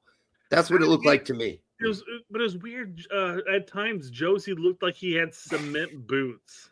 Yes. And his first touch was like 10 feet away from him. It's like, what the fuck? Why are we going to pass you the ball then? I could understand it. I just love the YouTube video that came out back then. It was like all of Josie's goals this season in the EPL. And it had that one goal, and then the video ended. It was the same goal 3 times before it ended, yeah. Well, with 2 replays, and that was it. Exactly, yeah. Yeah, oh my God. Oh, it's man. Like, what a, yeah. That was Vazquez before Vazquez, right? Exactly, yeah. All right, what else we got? All right, more transfer news here. Apparently, PAOK and Birmingham are 2 of the teams that have been vying for Maloney. And basically, as I said, respect, but pass. We'll pass here, please. For love of God, go to Bundesliga 2 before you do either of these sides. And why wouldn't there be a lower table Bundesliga 1 team in the bottom half interested in him? Additionally, 3 Bundesliga clubs are interested. He does talk about this. Well, then good. Go to those. Oh, yeah, exactly. I mean, Greece is for where Americans go to get forgotten. To disappear. Just disappear. They already got one there. It already disappeared. Jonathan Gomez already disappeared. Conrad went there. I mean, you go down the list. I mean, EJ went there. I mean, go down the list. I don't think Conrad ever played in Greece. Exactly. It's fair. Birmingham's the top of the League One. Are you telling me there's no Champions League? There's no Bundesliga 2 teams that are interested? There are, as you say. He does say 3 Bundesliga clubs are interested. So go to those. Don't go to PAOK in Greece, PAOK, where you're just going to, you'll start, but you'll disappear. And maybe you'd think that EPB went there and other people went there, like, they should at least start there. I mean, they were at least getting playing. I mean, Conrad was getting playing time in League One. Sorry. Very minimal but he still got some playing time there. Oh, you're talking about Conrad with a K. With a K, yeah. Okay. Conrad de la Then you go to Greece, you're like, well, he should play. Mind you, that sounds more of a personality issue and an attitude issue more so than a talent issue. That's what they said. Every American that goes there just seems to the press in Greece basically said Conrad's a star in his own mind already. Isn't Gomez there now? Right Jonathan Gomez is at PAOK right now. Is he playing? He's not playing. Thank you. That's more to my point. He just rode the pine this weekend. Oof. Yeah. So no. Please. I mean, all respect, Birmingham. He's had success or not success, but they've been up the EPL at times. They've been down, etc. They may not even make it to the championship nein year. Who knows what happens in the second half of the season? They're first place right now, but who knows? I would rather him ride it out at Heidenheim for the remainder of his contract. He won't and then go out on the free somewhere, anywhere. He's already soured those grapes. He's got to go. So I'd rather him ride it out on the free and not play than go to any of these teams. No, he'll end up one of those 3 Bundesliga teams. I agree. Yes. So I think he'll be fine. All right. I concur. So that's Maloney. I just had some guy arguing me. I think we jumped into that. Wait, hold on. Sands? Oh, no. Hold Sands over Maloney? Here it is. So Sands is apparently off to St. Pauli for a remainder of the season loan through the June, if you will. Good luck. And hey, props to Sands if he got that loan. Good luck. Yeah, I wish him the best. There, make the best. We've seen him play in Europe. We've seen him play. We've seen him play at Rangers. Yes. Or let me rephrase that: a lack of playing at Rangers. Mostly riding pine by the end. Yes. By the end, yes, because he did start off playing for a while. He played a couple of decent games and everything like that, but then it just teetered off, and all of a sudden he never played ever again and got shipped off back to MLS. And he's moving to a team in Germany that sucks, frankly, right now. It might benefit him, quite frankly, but he might play. But this idea that James Sands is somehow a better player than he's about 1,000 times better on the ball than Maloney, then you just have missed Maloney. Because Maloney, while he's not going to dribble past you, he's not giving up the ball. He's not giving away the ball. He's not passing it to the other team. Yeah. I'm just not sure. This guy has obviously never watched any Leonard Maloney. Now, he's not going to make a through ball that scores you a goal either. But that's not his fucking job. Well, this is the biggest problem with Maloney, quite frankly. Before I get into this, Fumar says, I like that he's going back and not quitting. Again, props to Sands. Yeah. I love the fact that he wants to get back into the game. I agree. That's great. But to your point here, if you watch a Heidenheim game and you're sitting there staring, waiting for Maloney to make an impact, he's not an impact player in the sense that the announcers are going, oh, great play by Maloney. He's usually breaking up plays or forcing plays that are never going to show up on a stat board by any means. Never. And he's doing all the dirty work, and you can tell he's doing the dirty work because when he doesn't play, Heidenheim loses. It's as simple as that. I mean, he's been injured this season. He's missed a lot of games this season. Heidenheimer in the fucking relegation zone. So they finished 8th last season, and he started every fucking game. I don't know if I actually responded. I may have responded to this. Let me click on this real quick. Yeah, it must have been this one. Let me see if I responded here. I think I did. Where's that? No, I didn't. Okay, so I think I was starting to respond to him. I didn't respond to it, but I'm like, I did. Yeah, we saw him in SPL. We saw him play in a weaker league for the best team. Yes, and he struggled there. And yet, now, of course, the Scottish Premier League is a very physical league, and that's a bit of a difference. But as a whole, 1,000 times weaker than Bundesliga. Yes. So give me a break. This is, again, it's obvious to me this person did not follow or watch Maloney play at Heidenheim last season. In fact, I had to kind of coax you into doing it, right? And when you did, you were like, okay, well, I kept talking about him. No. Once Heidenheim came up into Bundesliga, I watched every single game of his that last season. But you were surprised by how good he was. Sure. And is he going to, knock a ball 50 yards down the pitch to a winger who's going to go score? No. Is he going to make a through? That wasn't his job at Heidenheim. His job at Heidenheim was to sit, like Adams does, for Bournemouth quite a bit, in front of the back two CBs and make sure nobody has a passing lane and people get wrecked when they try to come through you.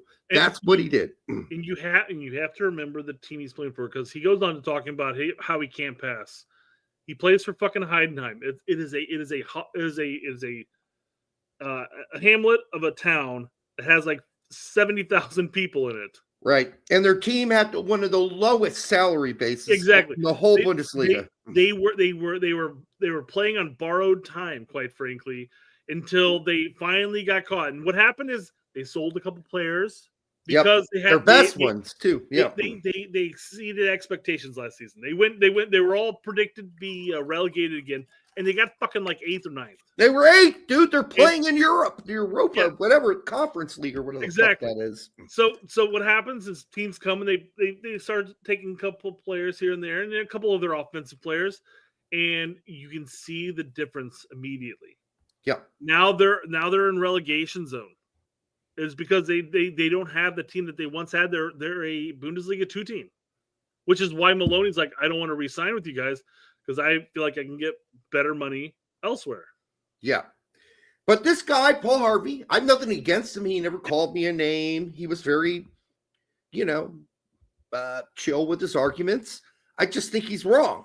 If he really thinks James Sands is a more dynamic player, fine. But does he have the defensive IQ of Maloney? Hell no, he doesn't. So Paul's allowed to have his opinion, and quite frankly, Sands is probably better moving the ball into the attack.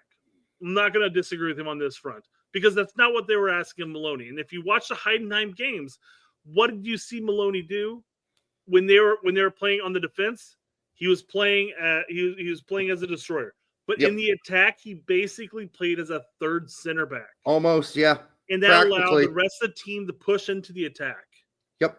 It's a completely different game than what Sands or even what Adams is asked to do, because Adams is allowed to go up. Maloney generally stays back and he sits back and he breaks up the place. That's what he is, a center back playing a 6. That's what he is. But honestly, even the Bournemouth games you've watched Adams in this season, he's not really allowed to go up that much. He really isn't. He is mostly kind of like 10 yards in front of the CBs. And he is making sure the lanes are closed and anybody that breaks out gets wrecked. So is Adams that much better than Maloney on the ball? I mean, I guess. I guess he is. He's faster than Maloney. He's not as big as Maloney's a center back playing CDM, for Christ's sake. He's a big boy. He could actually play, if any of these teams are smart enough that are having given up goals left and right this season, he could play center back for their teams. And we've been talking about getting Maloney into the center back conversation for the U.S. men's national team. Yeah. Larry says that Maloney has a better top speed.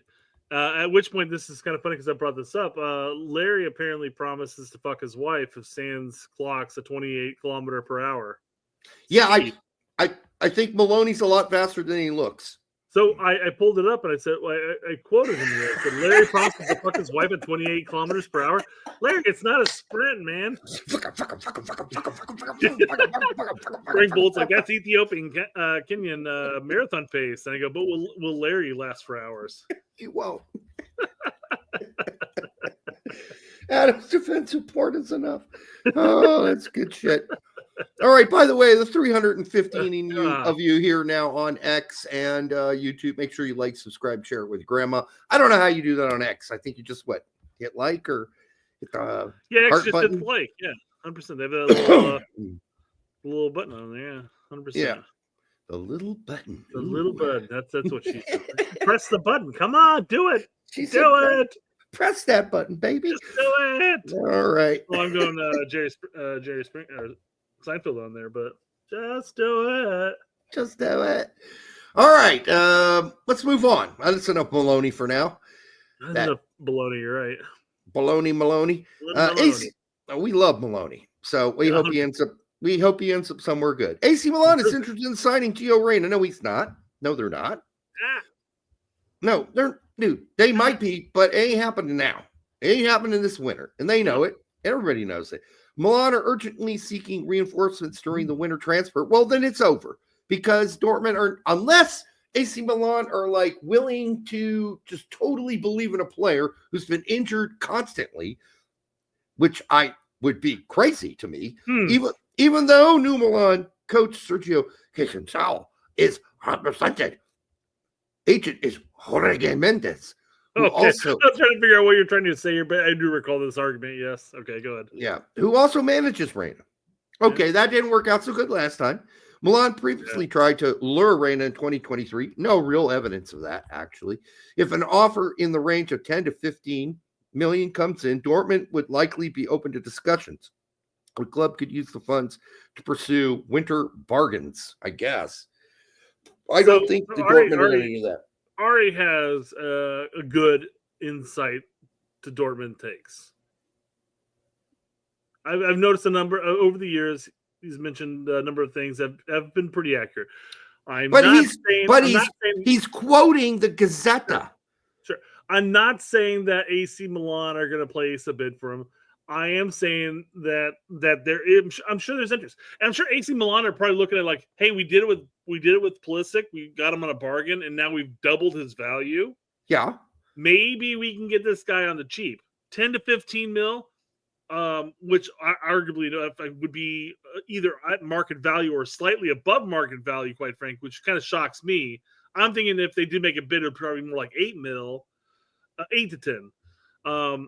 Well, AC Milan doesn't have a whole lot of money to be throwing around either. Well, I'm saying they may be looking at him going like, this could be on the cheap, and as long as he stays healthy, I mean, I'm kind of playing devil's advocate here. I'm trying to figure out what they might be thinking in this sense. Well, it's first of all, the first problem with this quote is it's from the Gazette, who are notoriously full of shit. All right? Like, just go back to all the Gazette bullshit they have put out in the last, 3 years. Like, Italian soccer media is horrifically bad and wrong constantly. So I would start there, number one. Well, let's rephrase. BVB at the moment had posted the same topic point, and this is all via the BVB news blog. Yeah, okay, but look at the second arrow. The Rossoneri would like to take Dortmund player to develop him behind Theo. Theo Hernandez is a left back. How does that even make any sense? Reyna's not playing left back.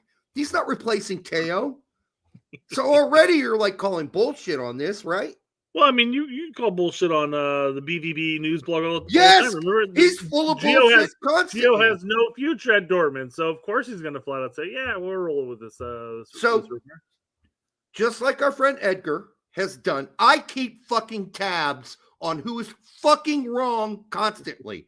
And the Gazette is wrong constantly, and this BVB dude's got wrong constantly. At least when it's come to Gio, 100% agree with you on him. And the fact that he's got 110K followers and he's wrong constantly because he told us 9 months ago that Gio Reyna had no future with Dortmund and he would never play another game for Dortmund ever again.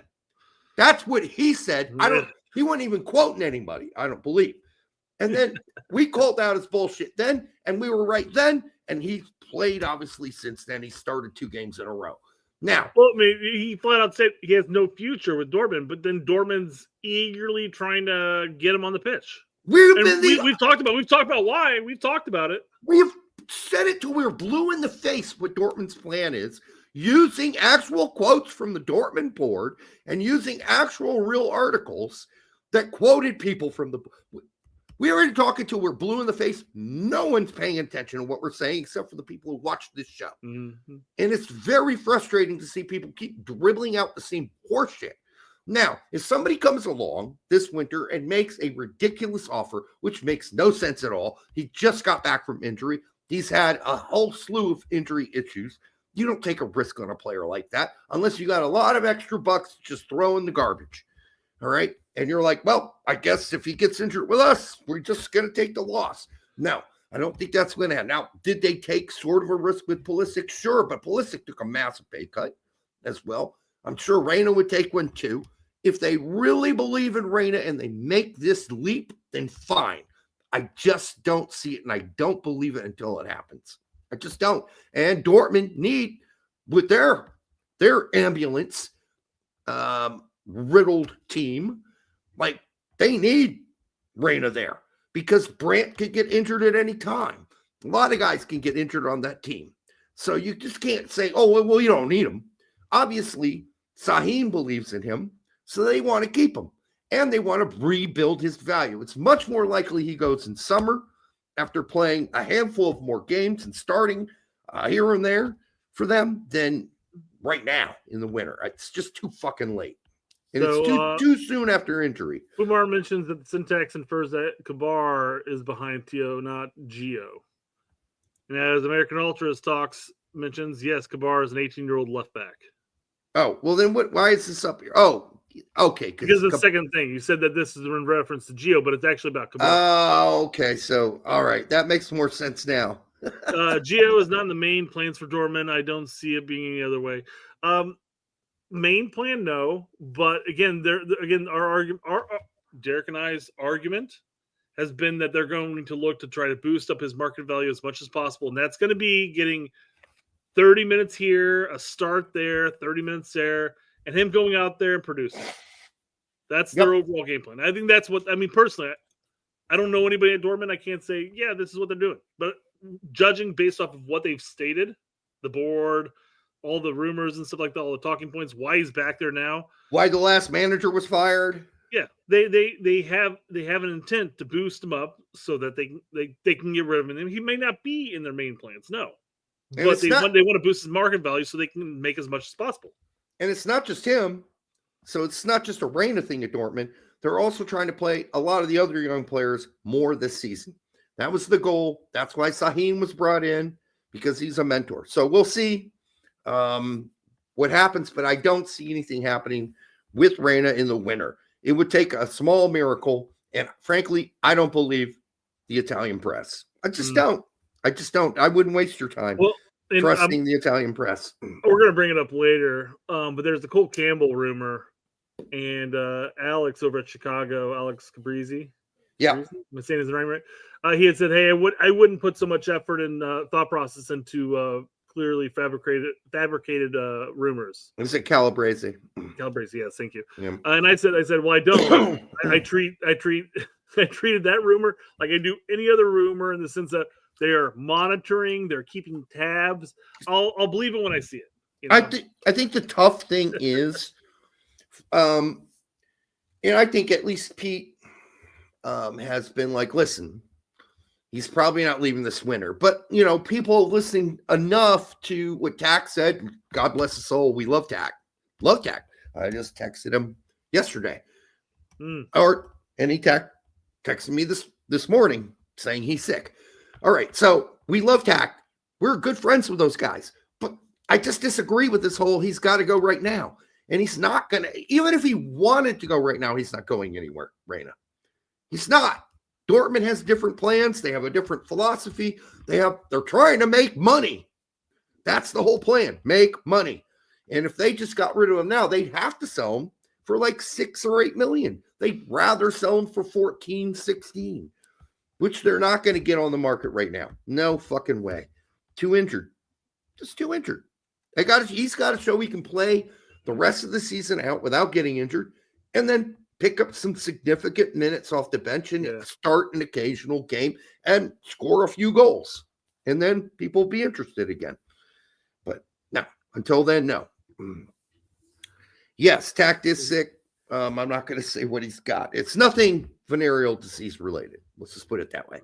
No, but he's Brazilian. You got all the different pollens and whatnot that fuck up with everybody, you know? Well, there's this thing going around all over the country right now, which is like the stomach flu sort of thing.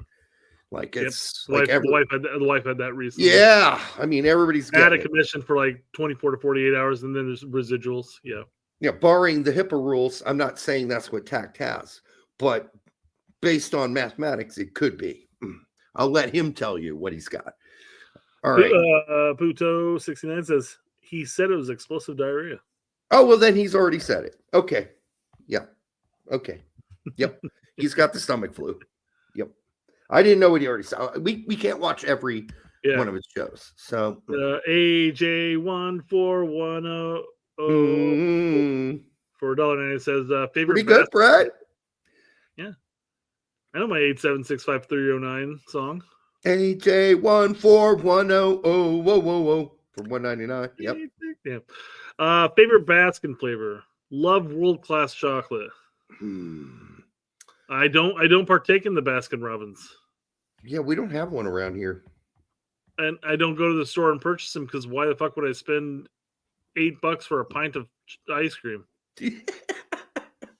I don't know. Listen, I mean, we used to have Baskin-Robbins when I was younger in New York and other places I lived. I don't remember there being a Baskin-Robbins in Indianapolis. Do you? No, it's too many causes that they're just creating ice cream flavors for, and I'm just sitting there going like, that's been in That's Ben and Jerry's. You're right. It's Ben and Jerry's, not Baskin. You're right. No, there is there are Baskin. Actually, more think about this. There are Baskin-Robbins, and last time I had one was when I worked at the fairgrounds, which was years ago. So I was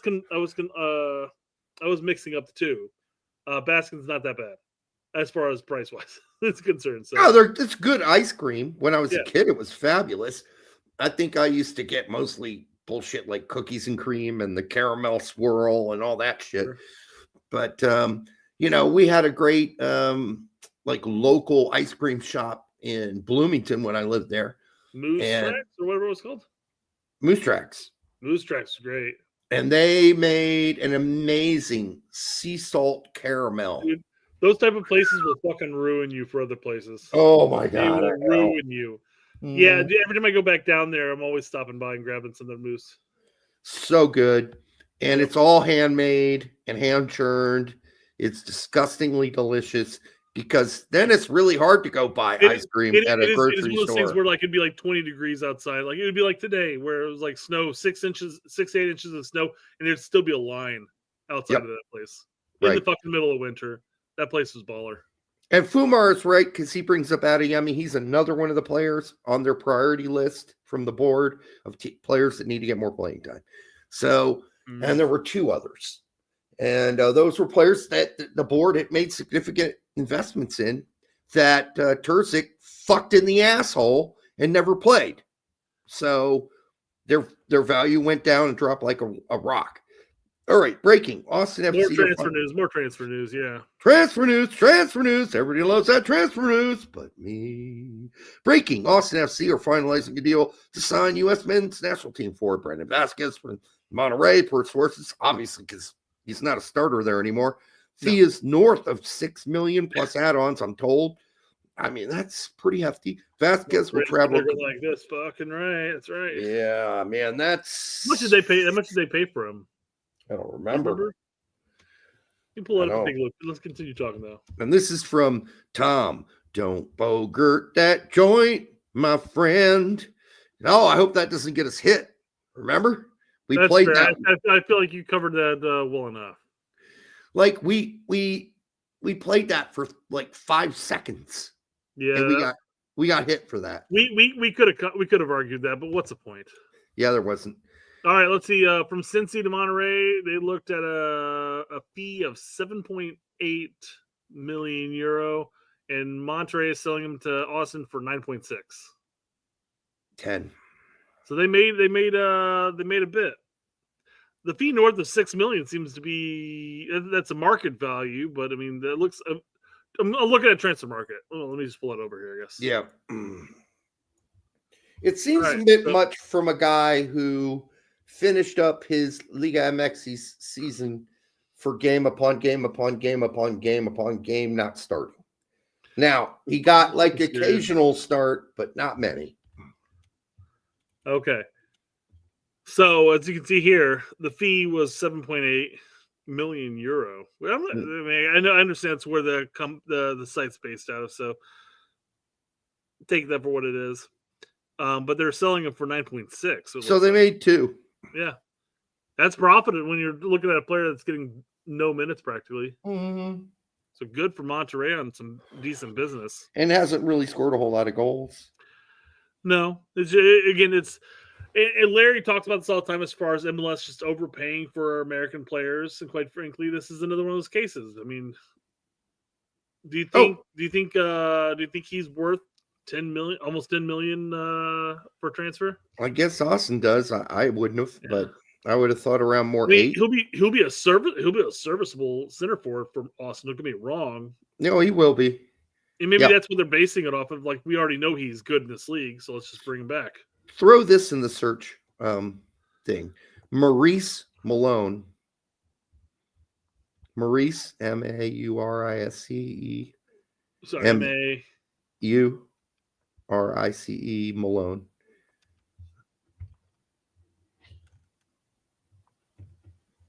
He's still at Vienna. This is a guy everybody had super high hopes for, remember? How's he doing? I don't recognize the name, but it could just easily have bypassed me in this sense. Larry brought it up. He's got 6 goals in Austria. All right. Well, thanks for that checkup, Larry. It's good to keep track on occasion. 7 if you count all competitions. Yeah. The UECL qualifiers. Whatever the hell that is, the Conference League qualifiers. I mean, he's not dead yet. How old is he? 24. Okay. Yeah, he's not out of the picture yet, but something needs to happen with Maurice. It's pretty safe to assume he's out of the picture.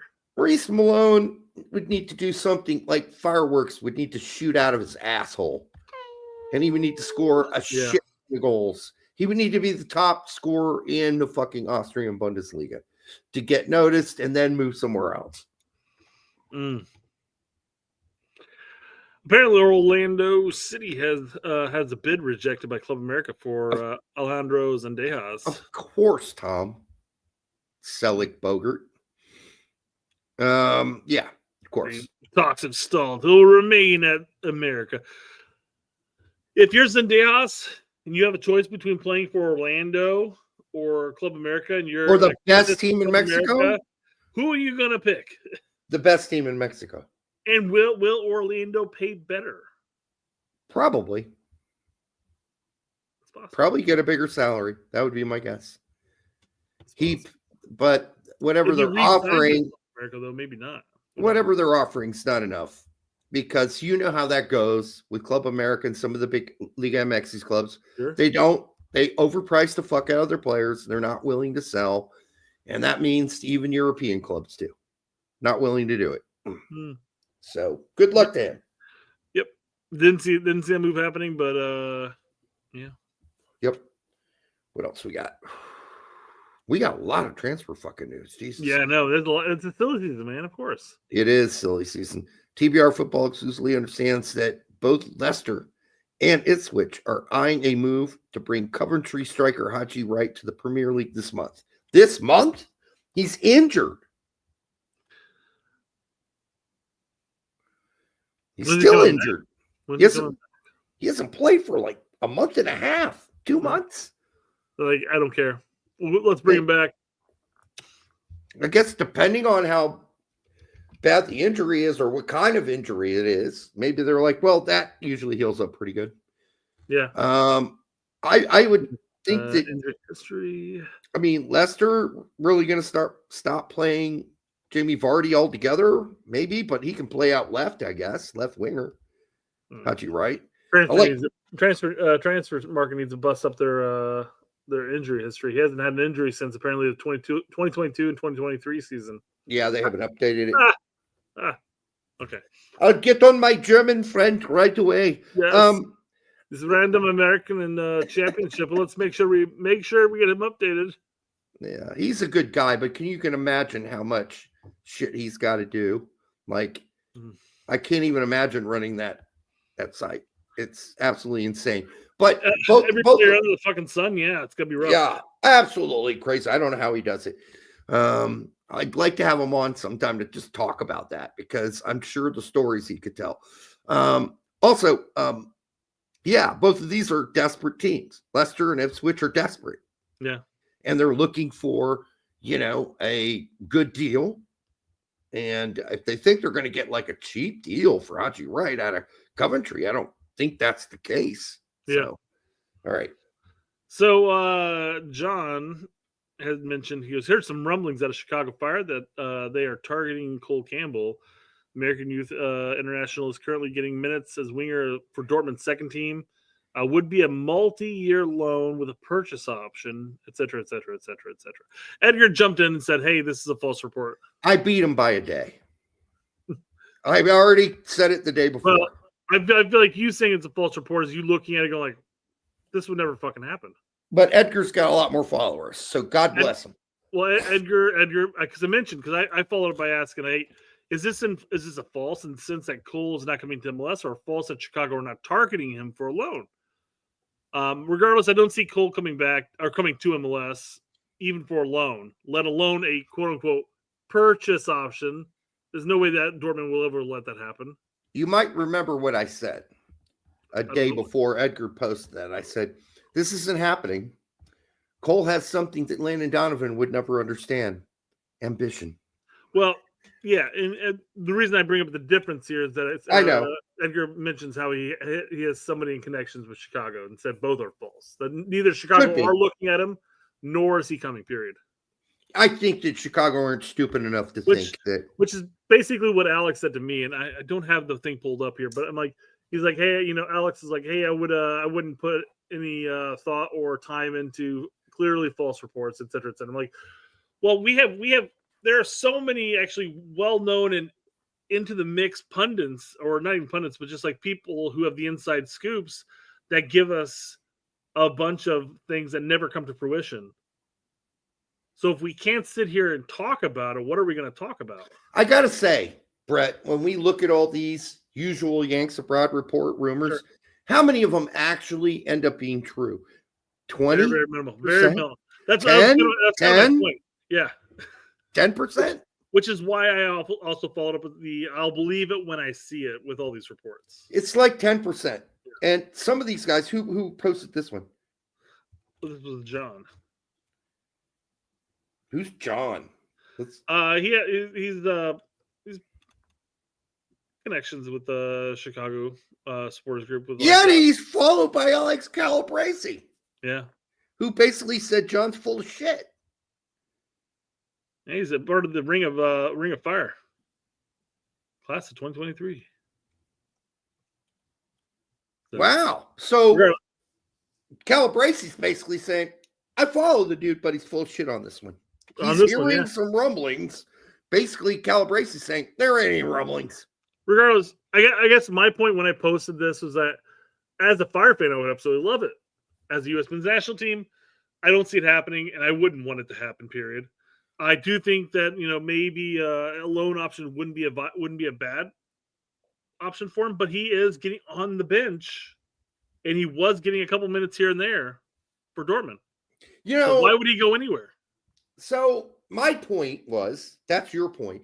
My point is going to be, my theme in general is that there's so many fucking people full of shit posting stuff. I'm not saying it's John necessarily. Maybe he got one wrong, okay? Like, we all get one wrong. So, like, I don't know enough about John to say this guy's regularly full of shit. But there are lots of people who are regularly full of shit. Edgar calls them out when they get it wrong multiple times. And there are just too many of them out there. What if John knows Paul? Papers. What if John knows Paul, who is part of the Fire front office, and during a meeting with Berhalter, they're talking about possible players that they can bring in, and he brings up Cole Campbell. Is that a rumbling? Berhalter's like, I don't see that happening. We're not going to go that route. But maybe Paul told John, said, hey, we brought up Cole Campbell in this meeting. Is that a that rumbling? Could be a quote unquote rumbling. It could be. I mean, it depends how you want to describe it. Sure. I guess again, it's one of those takes again. Huge fucking grain of salt that you have to take with any of these people. You seriously do, folks. I mean, even Fabrizio has ones where you sit there like, well, this team's looking at this player, and then nothing ever happens. But that doesn't mean that team wasn't looking at that player. Yeah, it's but just nothing ever came to fruition. The reason you got to take for some of Fabrizio's with a grain of salt is because of his connections with agents. Sure. And they're always blowing the horns of their players, right? So that's why you got to be, somewhat suspicious every time you read something. Yeah. Some people are just full of shit constantly. And those are the ones that we all need to flag and say, don't ever listen to this guy. He's wrong 90% of the time. And thank you for Edgar for flagging one guy in particular who's been wrong for 2 years straight. And now the guy, I guess, canceled his account. He's not even on Twitter anymore.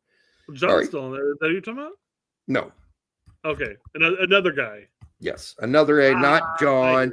John just might have been the first thing John's ever got wrong. Or maybe, as you say, he didn't get it wrong. He heard rumblings, but it was just a fart in the wind, and it wasn't an actual poop. It vanished like a fart in the wind. Yeah. You were thinking from all the intestinal movements and rumblings, you were going to get a poop, but all you got was a little queef. Yeah. All right. More movement within MLS. LA Galaxy says once a G, always a G. We've acquired 450,000 in 2025 GAM, 200,000 in 2026 GAM, and a 2025 international roster slot for Montreal for Jalen Neal. This is atrocious move by that's crazy fucking bidding. First off, but that also, when I read this though, that's once a G, always a G, meaning that they're making badass deals. Which, don't get me wrong, this is a crazy fucking deal. But I mean, it doesn't say much for the connection with Jalen Neal at that point. Fuck. It's like, hey, you're just this, whatever. We're making great deals. Get out of here, Yeah, I mean, it seems like a rough comment to make. It's almost $1 million. Yeah. Right. So it's almost 2/3 mil. I mean, it's up there. So maybe it's don't. It's a banger fucking deal, and I'll say that not being part of the LA Galaxy, who was his owner or his contract owner at the time, but it's a rough thing to say.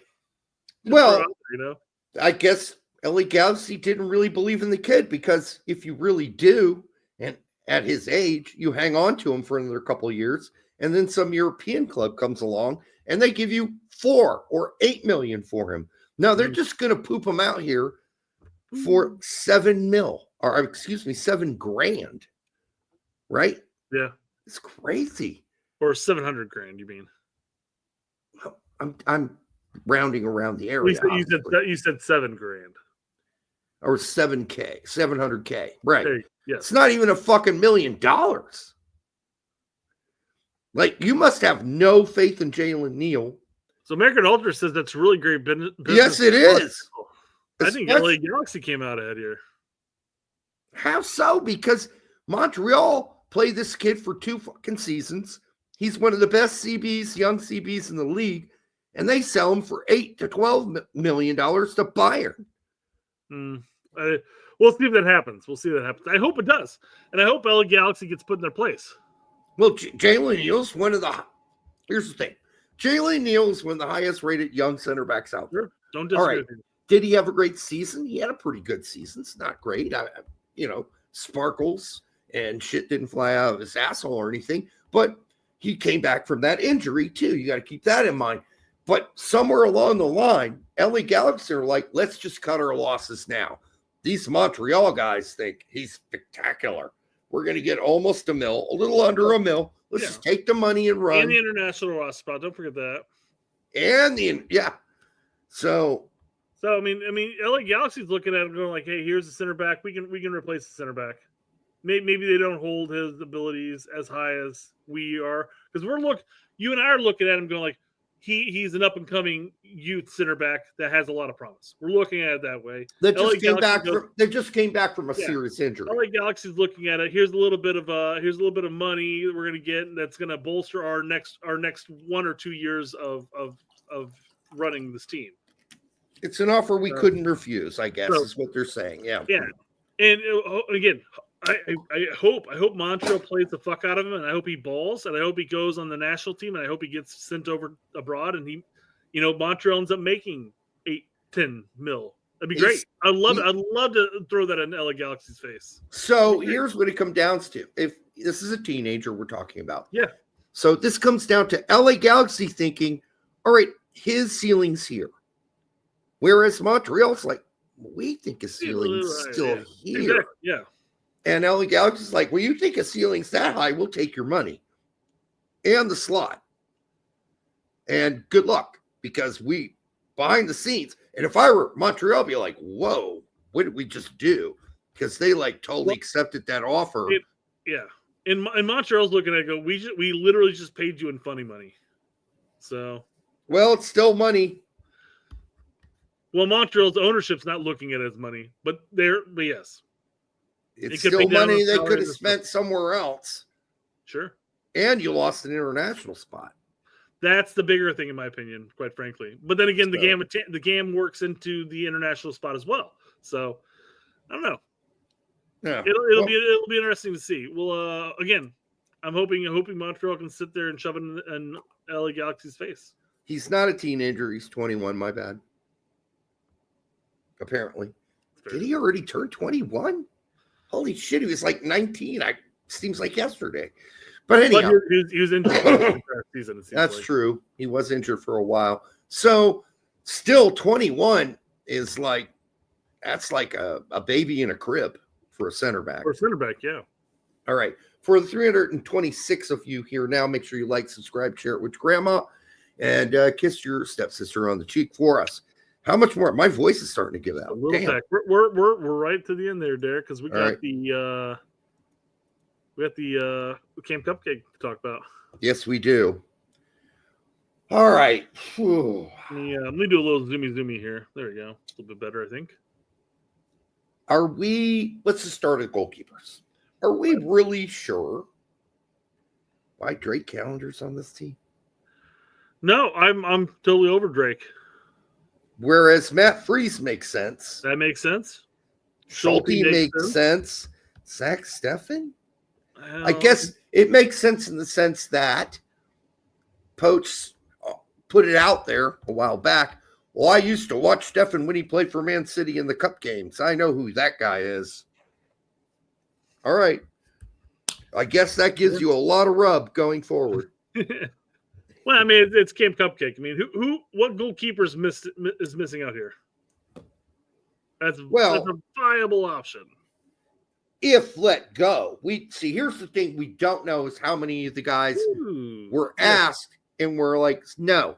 I got some from the union. That's all I've got. As far as players that were not released, I've got some players from the union to talk about. But we don't know if our glorious homie from Barcelona was let go. Or whether or not he was even reached out to, because it's not a FIFA window. So it's not like he's playing a whole lot of games though. Coaching. Yeah, that's true. He could be called. I mean, he's whatever, Barcelona's third goalkeeper. So what, he misses 2 weeks while he plays some international games. Yeah, I mean, that could be a good thing for Barcelona. But I wonder if Poch even reached out to anybody that's not MLS at this point. Yep. Or if US Soccer did. So I don't know how much of these players that Poch is even familiar with, quite frankly. Well, I'm sure he's somewhat familiar with them. It can't be. Sure. I mean, I can't imagine he's ridiculously familiar with them because some of them haven't played like every game. They're not every game starters. I mean, not Max Arfston. And you beat me to the fucking point. I was going to bring him up. Like, how many games of Columbus did he watch for Max? 2. No, there is in this situation. There are other people within U.S. Soccer that are helping him out as far as saying we should probably call this guy and this guy, or a staff. And this guy. His staff are making the phone calls. You know, Poach might know a handful of these players where he's like, I really want this kid and this kid and this kid and this kid. And then the rest of the squad. I'm fine with Max Arfston. Okay, let's give him a shot. He's a nobody for the most part. So let's see what he can do. Most people from the Columbus Crew team at this point should be a viable option. George Campbell, center back, he used to play for Atlanta, wasn't good enough for the most part for Atlanta. They sent him off to Montreal. He's all right, but all right, that's fine. Well, this before we even go any further, this takes me to the whole point that I would have preferred U.S. Soccer at some point to sit here and say Camp Cupcake is now going to be a U23 camp, because if you're looking at players, U23 plus 3. I would say. Sure, why not? You can go the Olympic roster if you want. Sure. But I mean, if you're looking at this roster and you're going like, well, we know what we get with Miles Robinson, we know what we get with Walker Zimmerman. Does George Campbell stand any chance of making the actual national team? Then was like, and I don't even know how old George Campbell is. I'm not going to make a guess here by any means. But if he has no chance of making the U.S. men's national team, why would you even waste a potential camp roster spot on him? Well, at least you brought in Jalen Neal, who just got traded to Montreal. Exactly, yeah. I mean, Jalen Neal makes sense, though. He's young enough where he could still be a viable option. He's a young prospect. So, and it really looks like none of the European teams said yes to letting anybody go, because I think there would be other players on here. But, all right, Jalen Neal, fine. But George Campbell, unless he's like suddenly become a lot better than he used to be, because I don't watch Montreal, so I don't know. Tim Ream's fine if you want the one veteran there. But George then Campbell's still 23 years old. I mean, I don't see it happening, but still. Okay. Move on.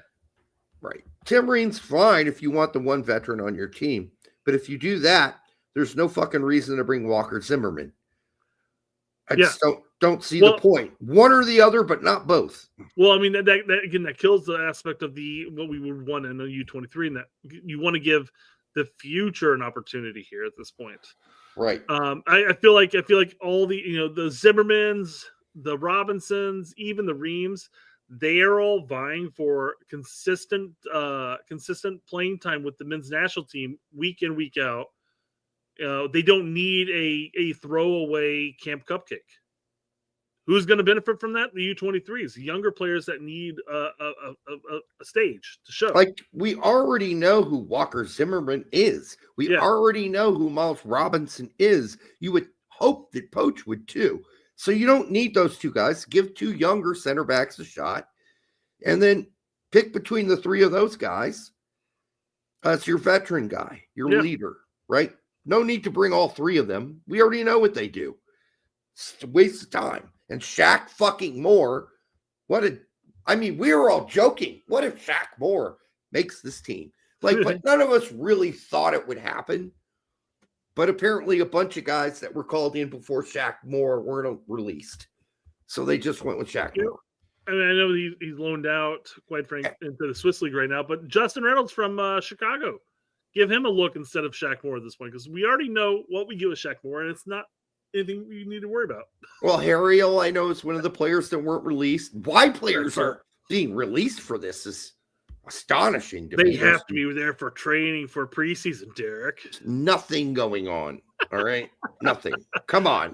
It boggles my mind. Since you brought it up real quick, here we go. Here's the list of the Union kids that were not Quinn released. Sullivan, Nathan Harriel, Jackson Reagan.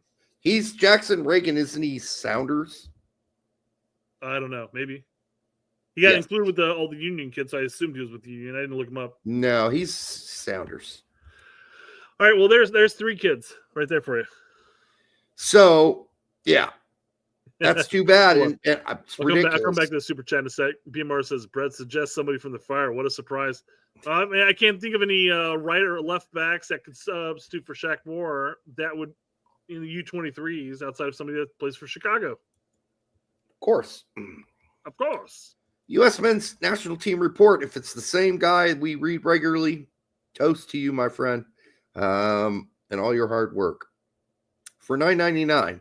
Don't know if you've talked about this already, but wanted to let you all know. Nakaya Banks started.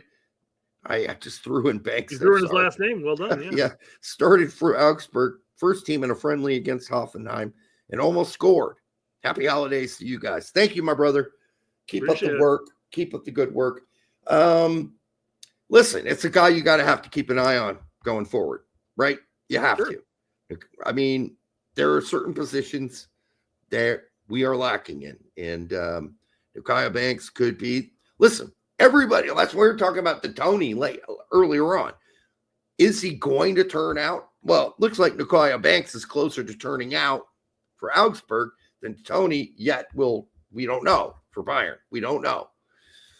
So, yes, you got to keep eyeballs on. And then at the same time, you got to keep in touch with Henri Chase and Nathaniel Brown if you're Poach. And why this is, and the U.S. soccer, they know that this issue has come up. They're not going to address it, though, are they? They're not going to talk about it because right now Poach is the boss, and Poach doesn't want to address it. He already did address it. He said, we don't need to recruit anybody. We're not going out there and recruiting. Yeah. But yet, he made a phone call to Miljevic, Matko Madman Miljevic. Like, who are the other? I'd like a list of all the other people he's called so far. And so all we know is he's talked to Koleosho and one other guy. Roster right here, he's talked to Kermashi, he's talked to Luna, he's talked to Gutierrez. There you go. Yeah, I'm talking about guys of substantial weight going forward. And not for this camp. I'm not saying Henri Chase is going to. No, Stuttgart aren't letting Henri Chase come to this camp. But you got to call the guy You got to call Nathaniel Brown and say, listen, we like what you're doing. Let us know if you're interested. That's it. You don't have to recruit him. Nothing. You don't have to suck his dick. You don't have to send him flowers.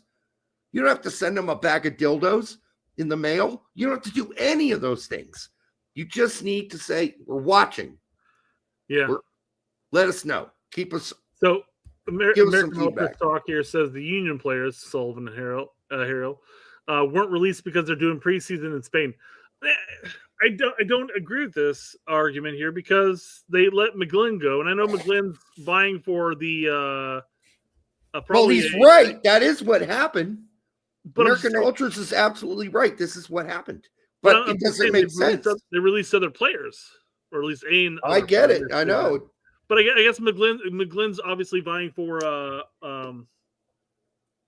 some caps in order to make his move abroad. I'm assuming. That's why they released him. But why would you release McGlynn but not Sullivan or Harrell? Yeah, it's really. Aside from that. I mean, I guess that tour of Spain's really important, and maybe it is to the team. Philadelphia. Yeah. When other people were. Aldridge agrees. He said McGlynn's going to get sold. At least that's the plan. Right. And listen, when there were other people running the club, managerially, all Philadelphia players were let go. I didn't know trip to Spain stopping it because that was the priority of that former manager who got fired ridiculously after one bad season. Should never have been let go. Somebody else in MLS will hire him. But obviously that philosophy has changed. They've taken a more Atlanta-focused strategy, which is nobody gets to play. Except for Lennon. Didn't Lennon make this team? No. Guess he didn't. No. He's not on this list. Nope. All right. Nope. Well. But yeah, so jumping into midfield, which is strange that there's only 4. Yeah. I know that some players can play back. I mean, Gutierrez can play as a 10. Sure. Pereira can play as a 10. But then again, looking at the midfields we have here, Kamashi can play in that role, but he's more of an 8, I guess. But Luna can play that 10. So I mean, it's a really thin midfield. It's very thin, unless they're just not counting the 10s. Maybe they don't plan on playing a 10. I don't know. Maybe they count 10s as forwards. Because Luna's a 10. Right? Yeah. Well, Luna's a 10 or a winger, quite frankly, based on what he's played at. Where the fuck's Luna on this list? He's right here. Okay, but he's counted as a midfielder. Yeah. Ferreira's counted as a forward when he's really a 10. Gutierrez is really a 10. That's also a good part. Clark could play the 10 or wing. I think a lot of people. Clark, Gutierrez, and Luna all play the same role. A lot of people were surprised to see Caden Clark on this list, but as we reported here, he had a really banging good end of the season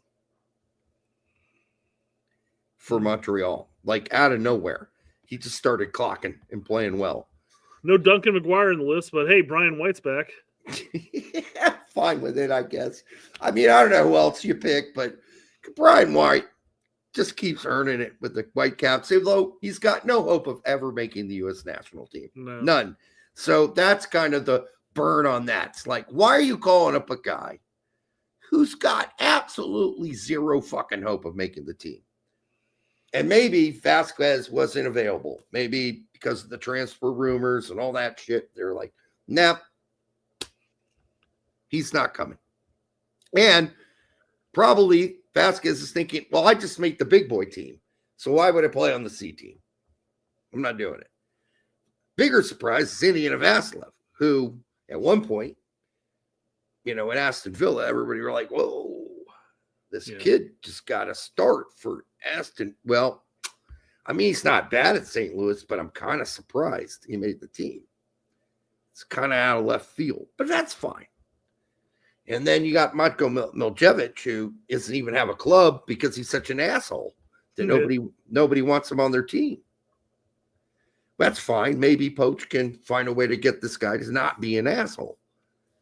And some bit of an asshole is fine.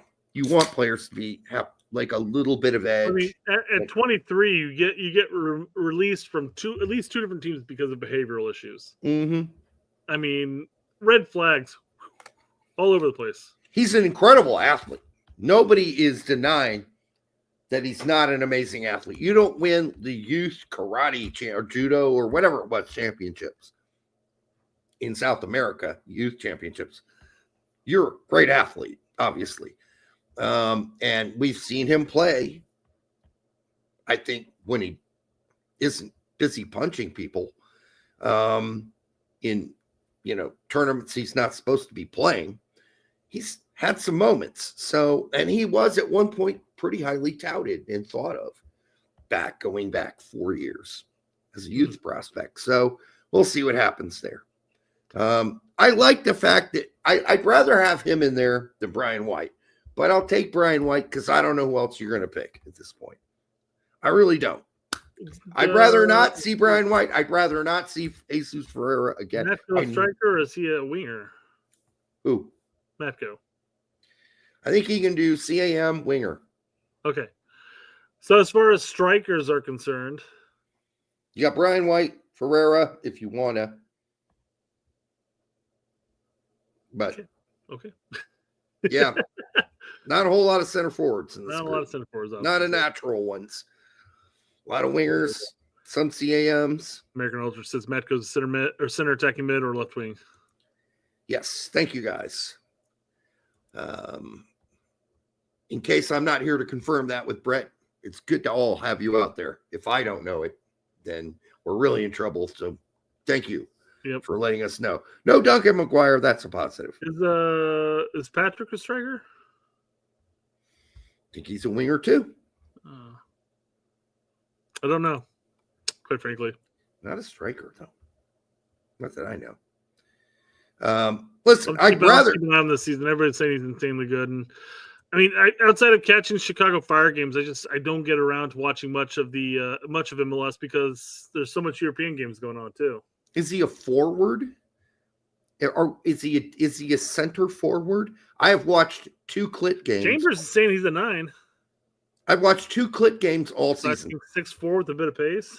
I am not the guy I've watched a lot of Galaxy games, but not a whole lot of Clit games this season. I would know.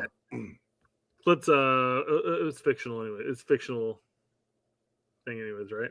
CLT. That's what's on the screen when I watch the games. Clit. CLT. So good. I'd rather see somebody like Patrick. I'd rather see Caden Clark's. I'd rather see Brian Gutierrez's. I'd rather even see Milchevitz and Vasilev's than Brian White's and Ferreira's. I just don't need to see them anymore. Well, thank you. I was going to say with Ferreira, it's not because of like an age issue. It's because we've seen him a lot already. And we know what he brings. Yep. Brian White's an age issue at this point because he's not going to contribute moving forward. No. The Camp Cupcakes are going to be his call-ups. He's got a sperm's chance of reaching the egg at this point. Yeah. A single sperm's chance. So, yeah, it's just no point in having him there. Just go pick some out of left field dude. Yeah. Right? That from, hey, call up Gavin Sullivan. I don't fucking give a shit, honestly. Hey, America's Ultra Stock, thank you for being in the chat and for posting. We do appreciate it. You guys do good work. Maybe we can do something together down the road. Who knows? Video will be out tomorrow, fully breaking down this roster. But here are some initial thoughts. Good. Schulte, Freeze, Tolkien. Yeah, he's got them all right. All of these are absolutely correct. Yeah. All of these are good. He's absolutely got it bang on. Bad. Calendar. Subs are going to be the question here. I mean, the talking points. Because the bad are obvious because we mentioned those. We mentioned all the bad, although I wouldn't put Miljevic in the bad. I'd put him in like, I'm not fucking sure. That's what I think it's bad in the sense that he's currently without a team. Mind you, he was scouted while he had a team. But when he was at the team, he was one of the better players on the team. Mm-hmm. It's just his attitude, right? If you can figure out how to rein that attitude in, you want someone who wants to step on toes, right? Sure. So for me, Miljevic is like, I don't know. Let's fucking see. right? But So- I agree with all his other bads, except for, I mean, let's see what Vasilev can do. He's not going to probably play, but White's a fucking, I mean, he's older than dirt at this point as far as an MLS regular goes. And then it could be because Vazquez said no. Snubs, Brady, Harriel for sure, but that's not Harriel's fault. Reagan, yes, not his fault. Edelman, that's a good call out. I think that's a good call out. I'd definitely give him a look on the team. Again, it's one of those things where we're talking about the U23s, quite frankly. I'd like to give him a look over any of the overage at that point. Yeah, for sure. He'd be an addition to our midfield. For sure. Cole Bassett had a really good season, I think. No Mihailovic is here, huh? Granted, I only got to see Cole Bassett play like 5 or 6 times this season. Listen, it's really hard covering all these fucking American players overseas and then catching the occasional MLS team outside of LA Galaxy, which is the team I watch every weekend. Yeah. Like now I got to, like I do on occasion make specific attempts to watch like the Union and other teams because of the young players, but it's just not possible. I can barely watch all the games I need to for Americans Abroad. So it's good to have a guy like Ultra around who obviously spends a lot of time watching MLS. That's great. And then Sullivan. Yeah, I mean,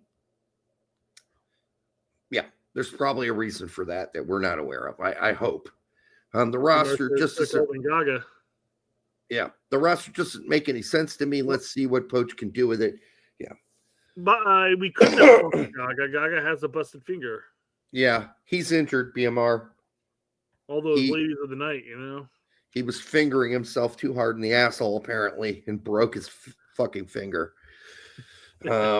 Unfortunately. But he'll be back. Dude, I love the fact that it's like a minor finger injury and that he put out the whole big post to Barnsley fans. Well, I'm so sorry I'm leaving. You guys are fucking great. You were great fans. Dude, they hated you. They thought you sucked. Like, they didn't want you to come back and play. And neither did the coach, really. Honestly, I think a lot of this finger injury bullshit is just that. Bullshit.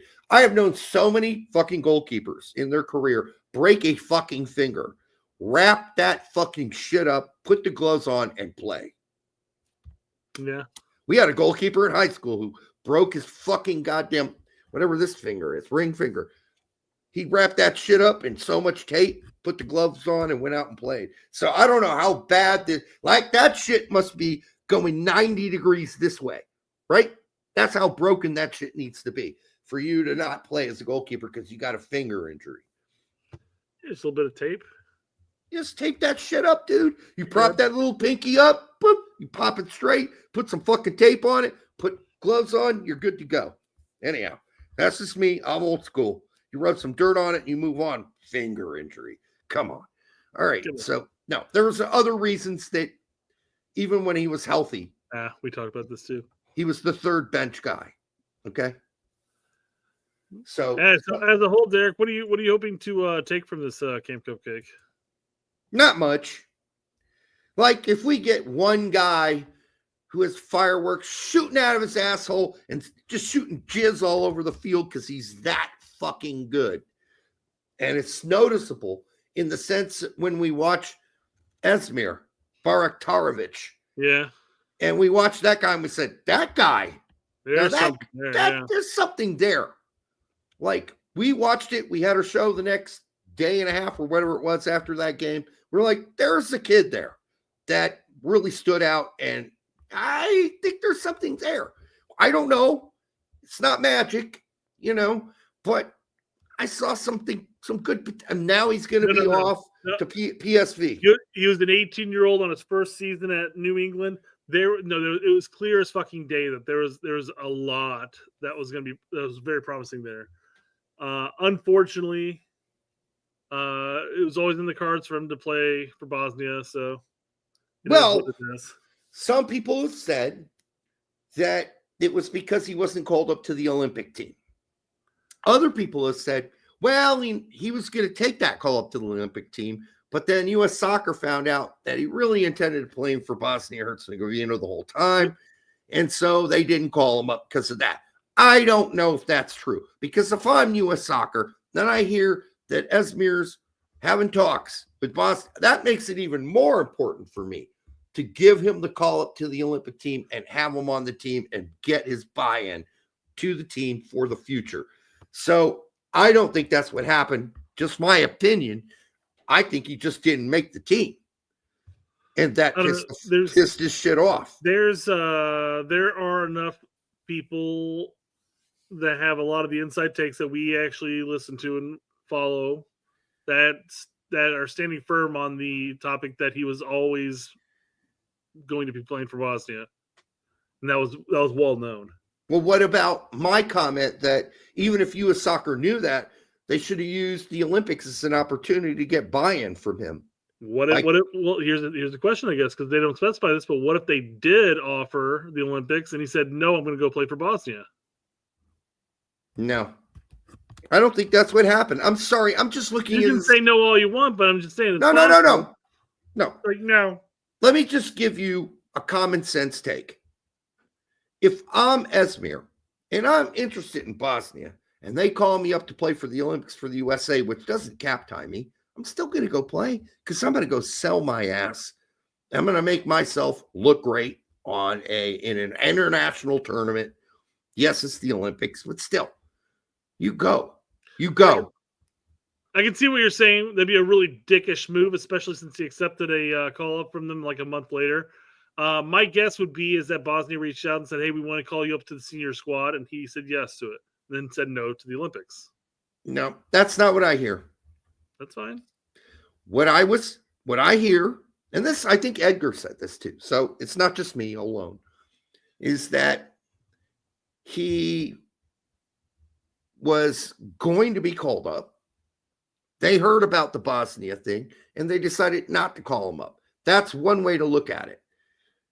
And yes, that makes sense. The other thing that would make sense is you hear about it and you still call him up because you know his talent and you want to secure him for the future. So you're like, listen, even if he does go to Bosnia, at least this is our chance to maybe get some more buy-in from him and that he might be sold on staying with us. Instead, we know he's being tickled and tempted by Bosnia, but this is our chance to get him to buy into us. So those are, for me, the two options. The other option is he was never called in at all. And that he's just like, fuck you guys. Fuck off. I'm leaving. Suck my dick for not calling me up to the Olympic team. I'm out of here. So those are actually three different options. But I don't think there's an option where U.S. Soccer heard, oh, well, he's been talking to the Bosnians, so we're just not going to call him. I just don't think that's the thing you would do if you're U.S. Soccer. You still have faith that you could win him over to the U.S. Soccer, program. I don't think you give up. We didn't give up on a lot of players who were still talking to the other federations. We just gave them an opportunity, and they decided to take our opportunity. That's how we generally work. Yeah, unless that's changed, I don't know. But I don't think he's like, got a call up and he's like, well, fuck you. I'm going to Bosnia, bitch. I don't think that's the one option that makes any sense to me. That just doesn't make sense. I don't know I'm just saying if he's in contact with the federation and they're saying, hey, we're going to call you up for whatever it was, August or September, he may have been looking at it simply going like, well, I don't want to go. I could go to the Olympics, sure. Or maybe, I don't know. Maybe he flat out told U.S. Soccer that he's going to take the call up from Bosnia. I don't know. All I know is that there's enough people that have been talking about it within the circles saying that he was always going to take the call up to Bosnia. That's fine, but there's no way you can argue at all that he shouldn't have been on that Olympic squad. Period. Exactly. No argue that. He should have been on the squad. Exactly. So the question is, why wasn't he? Was it because he just flat out told him, I've already decided to play for Bosnia, which for me, from his perspective, is a stupid move. You go play the Olympics and you sell yourself, right? There are plenty of scouts. Not like a shit ton, but there are plenty of scouts watching that tournament You go play that, and then you fuck the United States in the ass. I was going to say, maybe he didn't want to be a dick about it and didn't want to fuck over the United States or fuck over another player for that spot. Maybe we'll never know. That's fair. I mean, until it comes out and says something, sure. I mean, regardless, it doesn't matter. We win some, we lose some. It happens. It sucks we lost him, but I just thought I'd put out every scenario that's been in my head. That's fair. And every scenario that I've heard, because I've heard 3 different scenarios that happened. And then the 4th one was the one I'm like, that seems like the least likely, but it could happen too. All right. So that's 4 different scenarios. We hit through them all. It doesn't matter. As you said, he's gone. He would have taken the Olympics call if they offered. Then he would have gone and played at Bosnia at the senior level. He wasn't good enough on ability to make the team anyway. Potential. Absolutely. Well, he certainly wasn't good enough to make the big boy team that we have right now. But as it stands right now at his quality, sure. Yeah, he's not going to make the seniors team. Not for a while. A year or 2 from now, sure. Viable wing options, we're short, quite frankly. Yeah, but it would have, I mean, he's a 3-year project at best. Sure. Right? He's the next world. He's not 2026, he's 2030. Right? So, or unless he goes out there and just kills it in Europe, where he's about to go, by the way. Another great Ernie Stewart find and sign, although not real difficult to find. I think everybody's been pretty aware of how skilled this kid is, and his window looks pretty amazing. American Ultras is correct. The same was true with Obed Vargas. It's different with Obed, though, because Obed's a couple-year project for either national team, quite frankly. Yeah, I don't think it's just my opinion. I don't really think Obed Vargas is going to ever make the big. Esmir's made his national debut at this point. I think Esmir's got a better chance of playing maybe long-term with Bosnia-Herzegovina. I don't know that for a fact because it'll be determined by his time in Holland and how his career develops. But I think you could say that he had a chance with us too. And I think Esmir had a significantly better chance with us than Obed did. Yeah, I'd agree with that. Yeah. Yep, I'd agree with that. It's not to take anything away from him by any means. I'm just saying. And you know what? There was a chance that Esmir looked at like the next 6 years in the position he plays. He goes, okay, Reyna, Pulisic. Maybe Reyna. The new set with Poch, yeah, Reyna. But maybe he just said, yeah, that looks like a long, long wait. And then Bosnia's already fingering my asshole. And I like that because we all like our assholes to be touched. So he's like, I'll just go there. You know what I mean? Sure. Except for the whole, finger in the asshole thing. Oh, well, yeah, I'm just not into that. I mean, I like giving it. I didn't like taking it. That's what I'm saying. I did not like fingers in my asshole. You enjoyed being the fingerer, but not the fingery. Not fingery. I didn't like to be the guy being fingered. Yeah. So anyhow, we'll see what goes on there, what happens. But we lost him. It doesn't matter. We got to move on, right? And there's so many other prospects at around his same age. I don't think it's anything we need to. And quite a few coming up from the unders. I mean, you're looking at Matisse Albert. Oh my God. I mean, you're looking at a handful of players that would have been nipping at his heels. Absolutely. And by the way, just quick weekend report. We saw Adams go 20 for Bournemouth in that win. They're now in 7th, Bournemouth. Damn. Not bad. Richards, we already talked about 90 minutes, and they're now. Real quick about the Adams thing. Them being in 7th.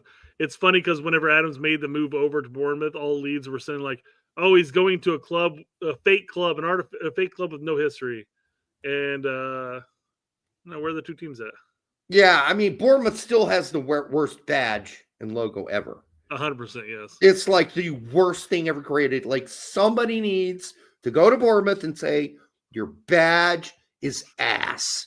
It's like, it's worse than ass. It's like whatever comes out of the ass after you're done taking your shit, the fluid that comes out of your ass.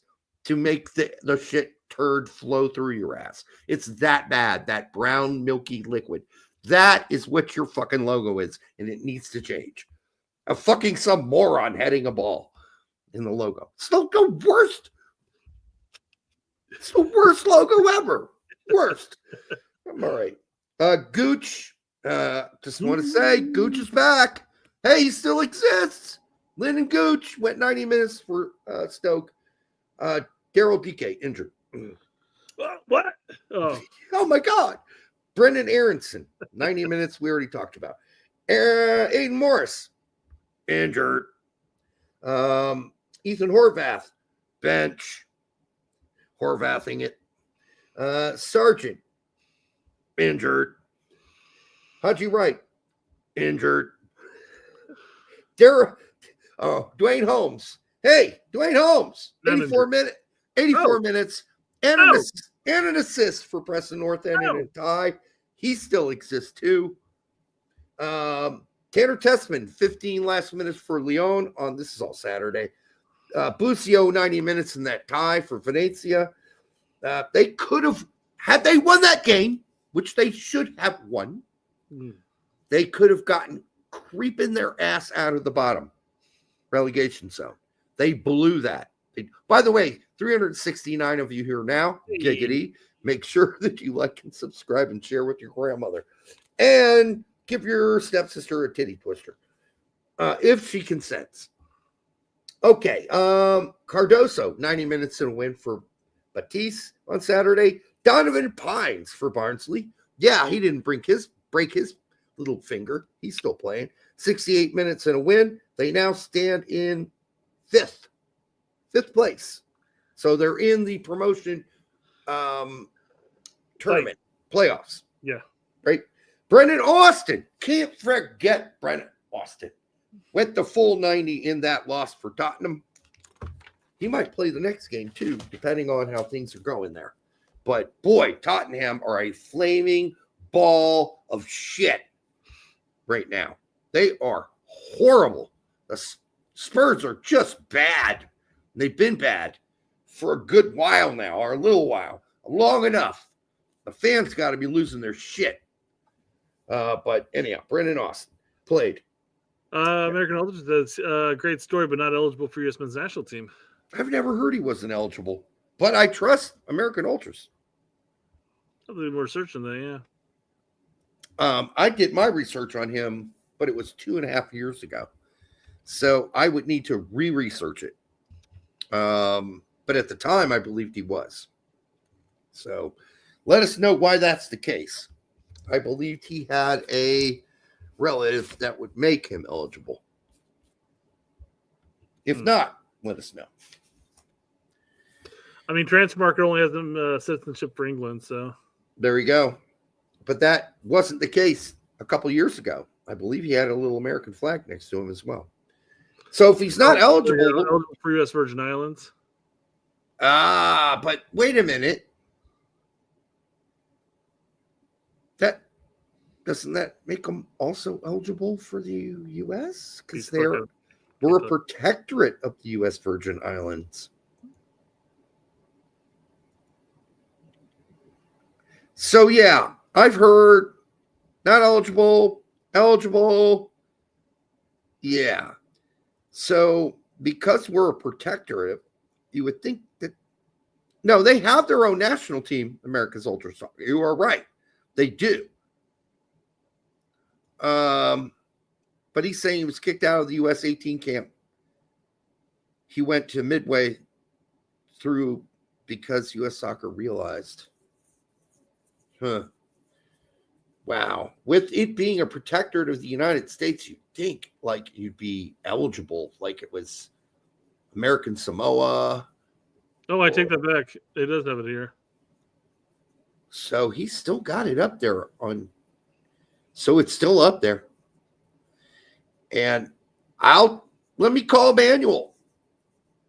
I'll call him. Oh no, I text him. He hates being called. I've never called him before. He does like being called, really. It's never worked. I've called him once or twice. Doesn't pick up. So I'll text him. That's more likely to get a response. So let me I'll talk to Manuel. He's kind of an expert on this shit. Brian Shredder said a while ago he's not eligible. We have had Brian on this show 3 times? Twice? 3. I'd say, yeah. Okay. So we're fans of Brian Shredder. And that is how you pronounce his name. And I will absolutely, when it comes to any of these type of talking points, when it comes to U.S. citizenship. Oh, for sure. I'll take his word for it. Brian Shredder is like, he lives that shit. So if Brian Shredder says it, not that we don't trust all of you. But we don't trust all of you. No, sorry. But Brian's been doing this for a while, and he knows all the rules and updates. Like, it's Shredder, guys. It is Shredder. That's how you pronounce it. He told us how to pronounce his name when he came on our show. Like in 2012. Spelled properly, it's the second way there, Antonio, but phonetically, it's the first one. Yeah. He pronounced it. He said, just call me Shredder. So that's how he said it. So that's what we did. We call him Brian Shredder. He's a great journalist. And boy, has he been like a great, like massive, like a vast ocean of information for us during the big soccer days and even since. Like we've kept in touch with Brian Shredder. Brian Shredder knows his shit. All right. So we'll see. I agree with Brett here. Brian deserves more love than he gets. Hell yeah, he does. Yep, he does. Deserves a lot more love. Tony Martinez, the chat cannot be trusted. True. We just listen. I trust, the Ultra guys too, but I'll probably text Brian. I just want to get some clarification on this. But if Brian already said he's not eligible, that's probably true, because that's like Brian has been living and breathing this shit for 15, 20 years? Yeah, decades, yeah. Bimar says that's not the correct Italian pronunciation. Well, neither is Pulisic. No, it's not. Or Richey, Derek Richey. Right. No, you're right, BMR. It's not, which is why pre-show one time I was like, so Schiretta, right? He's like, nah, it's Shredder. I'm like, okay. Like Brett and I had pre-show with him back in 2012. He's like, just call me Shredder. It's U.S. easier. Alters too long didn't read. He's a U.S. citizen, but not U.S. men's national team eligible. Thanks, FIFA. Thank you, brother. All right. So we'll stop talking about trust, and people should. So if you're putting up posts about Brandon Austin, which I saw plenty of them on X from Americans, you're not eligible. Let's just move on.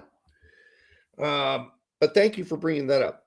Anthony Robinson, 90 minutes for Jedi for Fulham. Caleb Wiley, this is Sunday, injured for Strasbourg. McKenzie, another really good game from all the reports I'm reading. 90 minutes and a win. Toulouse is bumped up to 8th in France. McKenzie. I mean, we've already sung the praises of the games we've been able to watch of McKenzie's, whether it be U.S. men's national team and the occasional French league game. Something's going on with McKenzie right now. I mean, this kid, it's a different guy than I saw in Belgium. Sabi, injured. Luca De La Torre did not dress. They are planning to get rid of Luca De La Torre this winter. They have every notion, Celta Vigo, to get rid of him. They just can't find any suitors. I thought he was already signed with San Diego. Nope. I don't think really? I thought that was signed. Could be. Maybe I'm wrong. Maybe I'm wrong. No sign there as far as I understand. Fair enough. Jonathan Gomez in Greece did not dress. Austin Trusty and CCV went 90 for Celtic. Austin Trusty had a goal in that game and a win for Celtic. So good for them. And then Pulisic today. Listen, that first half was boring as hell. Derek sent me a text and he goes, Ballistic's ghosting today. And then all of a sudden I look at the end of the score. I'm like, well, he picked it back up later, I guess. He certainly did, dude. That last through ball to lay out for the winning goal is sick shit. Perfectly weighted. Sick. The goal. Sick. Like the kid's on a run. I ain't even call him a kid anymore. He's not young anymore. He's a grown man with hair. Compared to us, he's always gonna be young. Well, he's a grown man, got hair on his testicles, obviously not a virgin. So yeah, Ballistic's crew don't come after anymore. I don't make those jokes anymore about him being a virgin. That's so 2.5 years ago, 3 years ago. Come on, bro. Like, we're not making fun of him for being a virgin. He's obviously not a virgin anymore. It's pretty evident with his girlfriend and all, travels with him all the way to Europe. And yeah, I'm pretty sure he's not.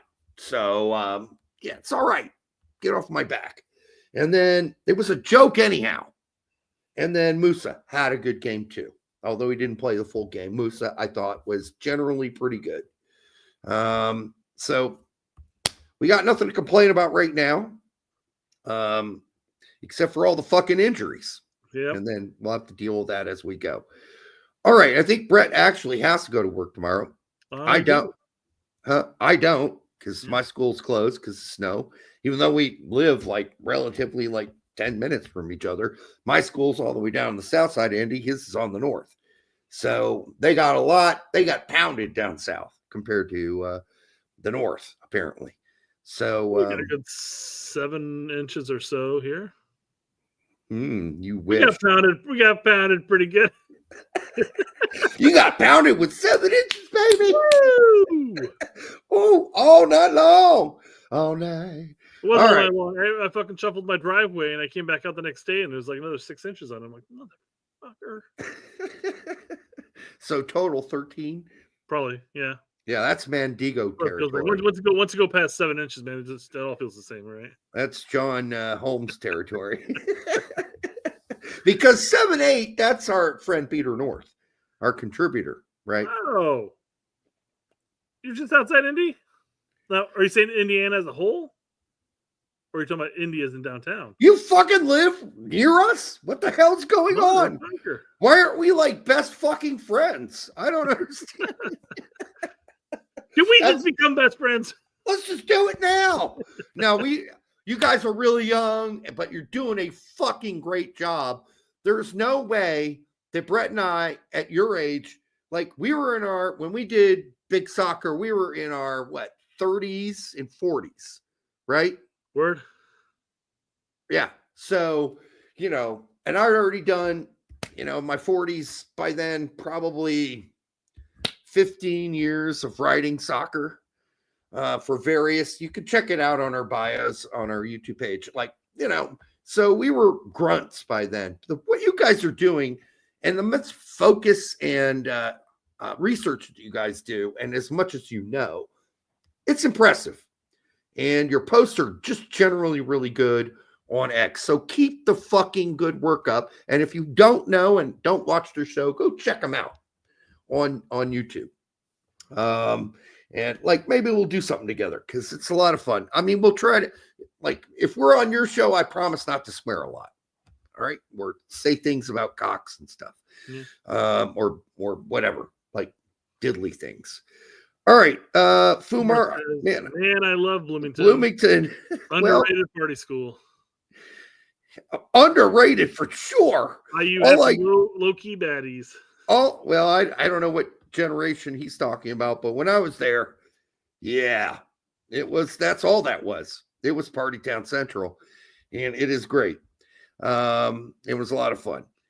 So, all right, we want to thank everybody that came out tonight on this Monday evening and staying with us all the way till 11 at night. We will be back on Thursday. I don't know what we're going to cover then, but we'll fucking come up with something. Yeah, we'll come up with something. Until then, make sure you subscribe, share it with your grandma, and we will see you on Thursday. Have a good week.